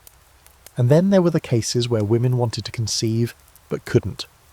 Infertility was often blamed on the woman, of course. A cold womb, a lazy uterus, a spirit that refused to open. Remedies ranged from prayers to sex under a full moon, to sleeping with specific herbs tied around the thighs. But sometimes the man was the problem, and this was never admitted publicly. A man's virility was tied to his steers, his power, his ability to command. If he failed to produce an heir, it was the woman who suffered, sent away, shamed or labelled cursed. Some folk remedies involved bizarre sexual rituals, drinking wine spiced with powdered stag antlers, or lying together in a freshly tilled field to awaken the seed. Others involved more symbolic actions, like placing fertility statues near the bed or lighting candles shaped like children. Desperate women would try anything, and they had to. The consequences of childlessness were often dire. No heir meant lost land. No pregnancy meant suspicion of witchcraft. A woman who couldn't conceive might find herself blamed for a bad harvest, a failed marriage, or a cow that dropped dead in the field. Modern scholars still debate how much of this women's medicine was medical, and how much was cultural, superstitious, or symbolic. But for many women it didn't matter. It was what they had. And in a world that judged them entirely by their reproductive status, virgin, wife, mother, barren, whore, it was the only form of control they could reach for. Tonight, as the old woman ladles the steaming herbal brew into a cracked ceramic cup, you hesitate. It smells sharp and sour, like burnt herbs and vinegar. She tells you it won't be easy, that it might not work, that there are no promises. But she also says, you're not the first, and you won't be the last. You drink it slowly, it burns your throat. You lie down beside the fire, listening to it crackle, feeling your heartbeat in strange places, and for once, you're not praying for forgiveness, you're praying for peace. The bells ring out over the village in uneven bursts, echoing off the stone walls and empty fields like they've forgotten how to carry joy.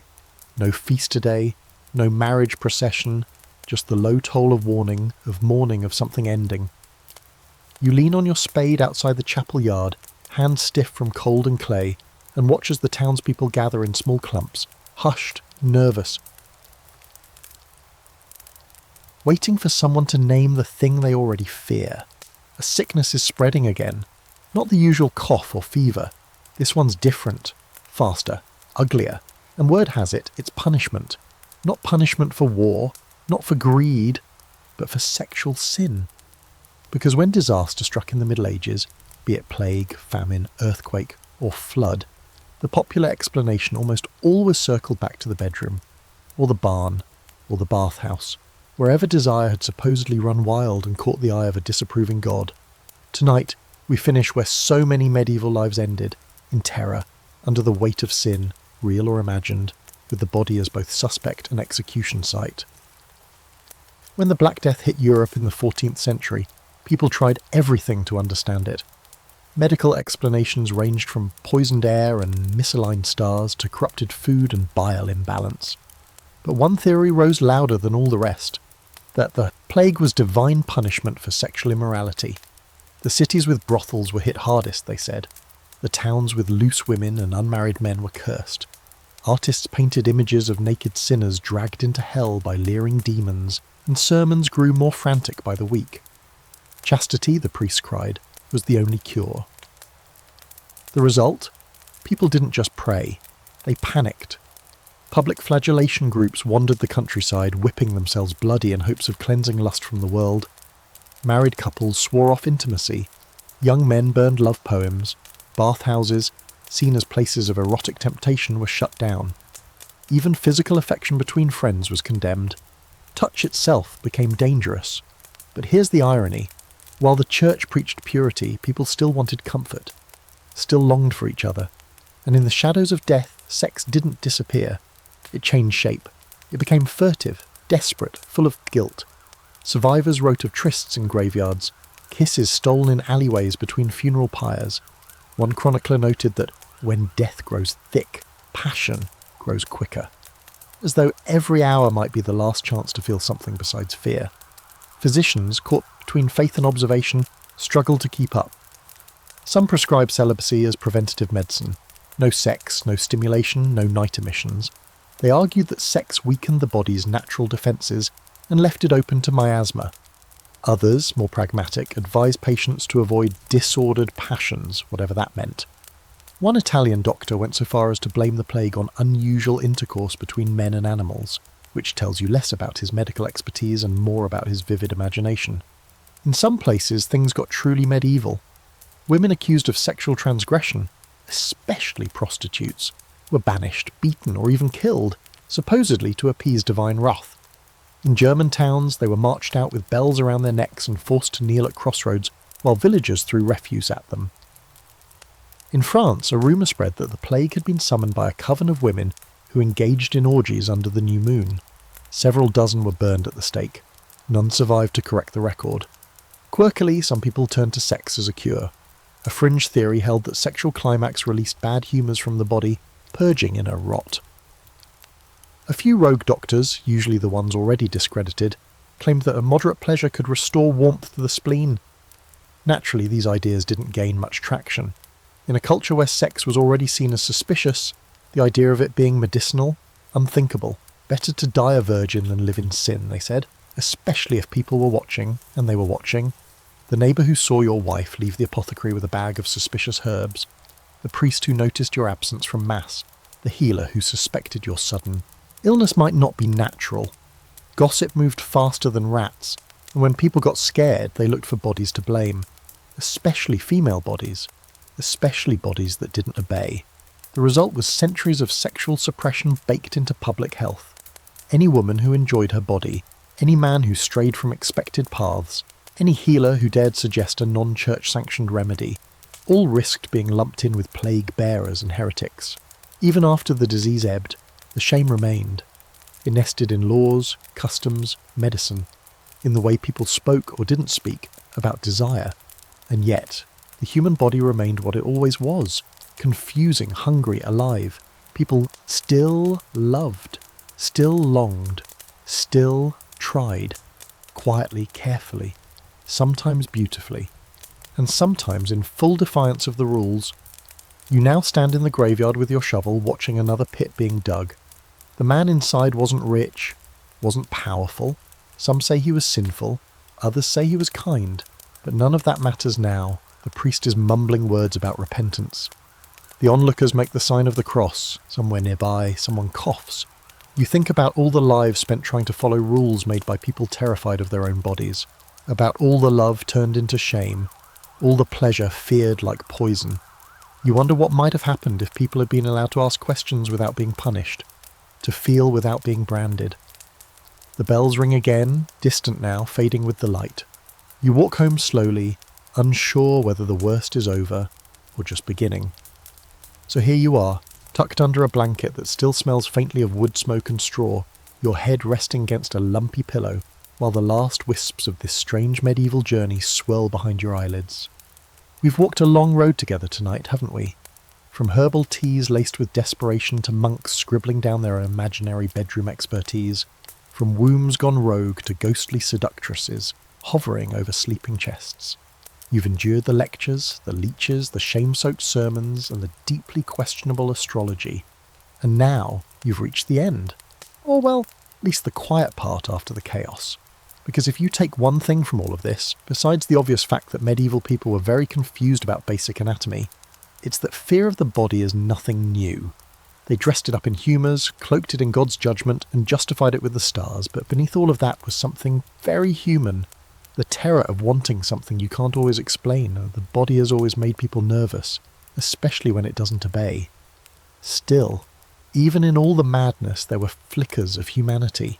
The midwife who risked her life to give a scared girl a choice. The lonely soldier who clung to abstinence like a shield. The old woman with a sack of herbs and the knowledge to comfort someone when no one else would. And even the monk, yes, him too, trying to understand something sacred, even if his tools were all wrong. Modern medicine, for all its scans and stats, still struggles with the same core issue. How do you talk about desire without fear? How do you heal shame when it's been stitched into your culture for centuries? The Middle Ages didn't invent the fear of sex, but they sure left us some memorable footnotes. So now, as the night softens and your breathing steadily settles, you can let go of the judgments of long-dead bishops and confused physicians. No more sin charts, no more moisture balances, just the quiet knowledge that people have always been a mess, and somehow that's okay. Turn your head toward the window, let the night air cool your cheeks. The moon is out again, no longer a warning or an omen, just light. You made it. Sweet dreams.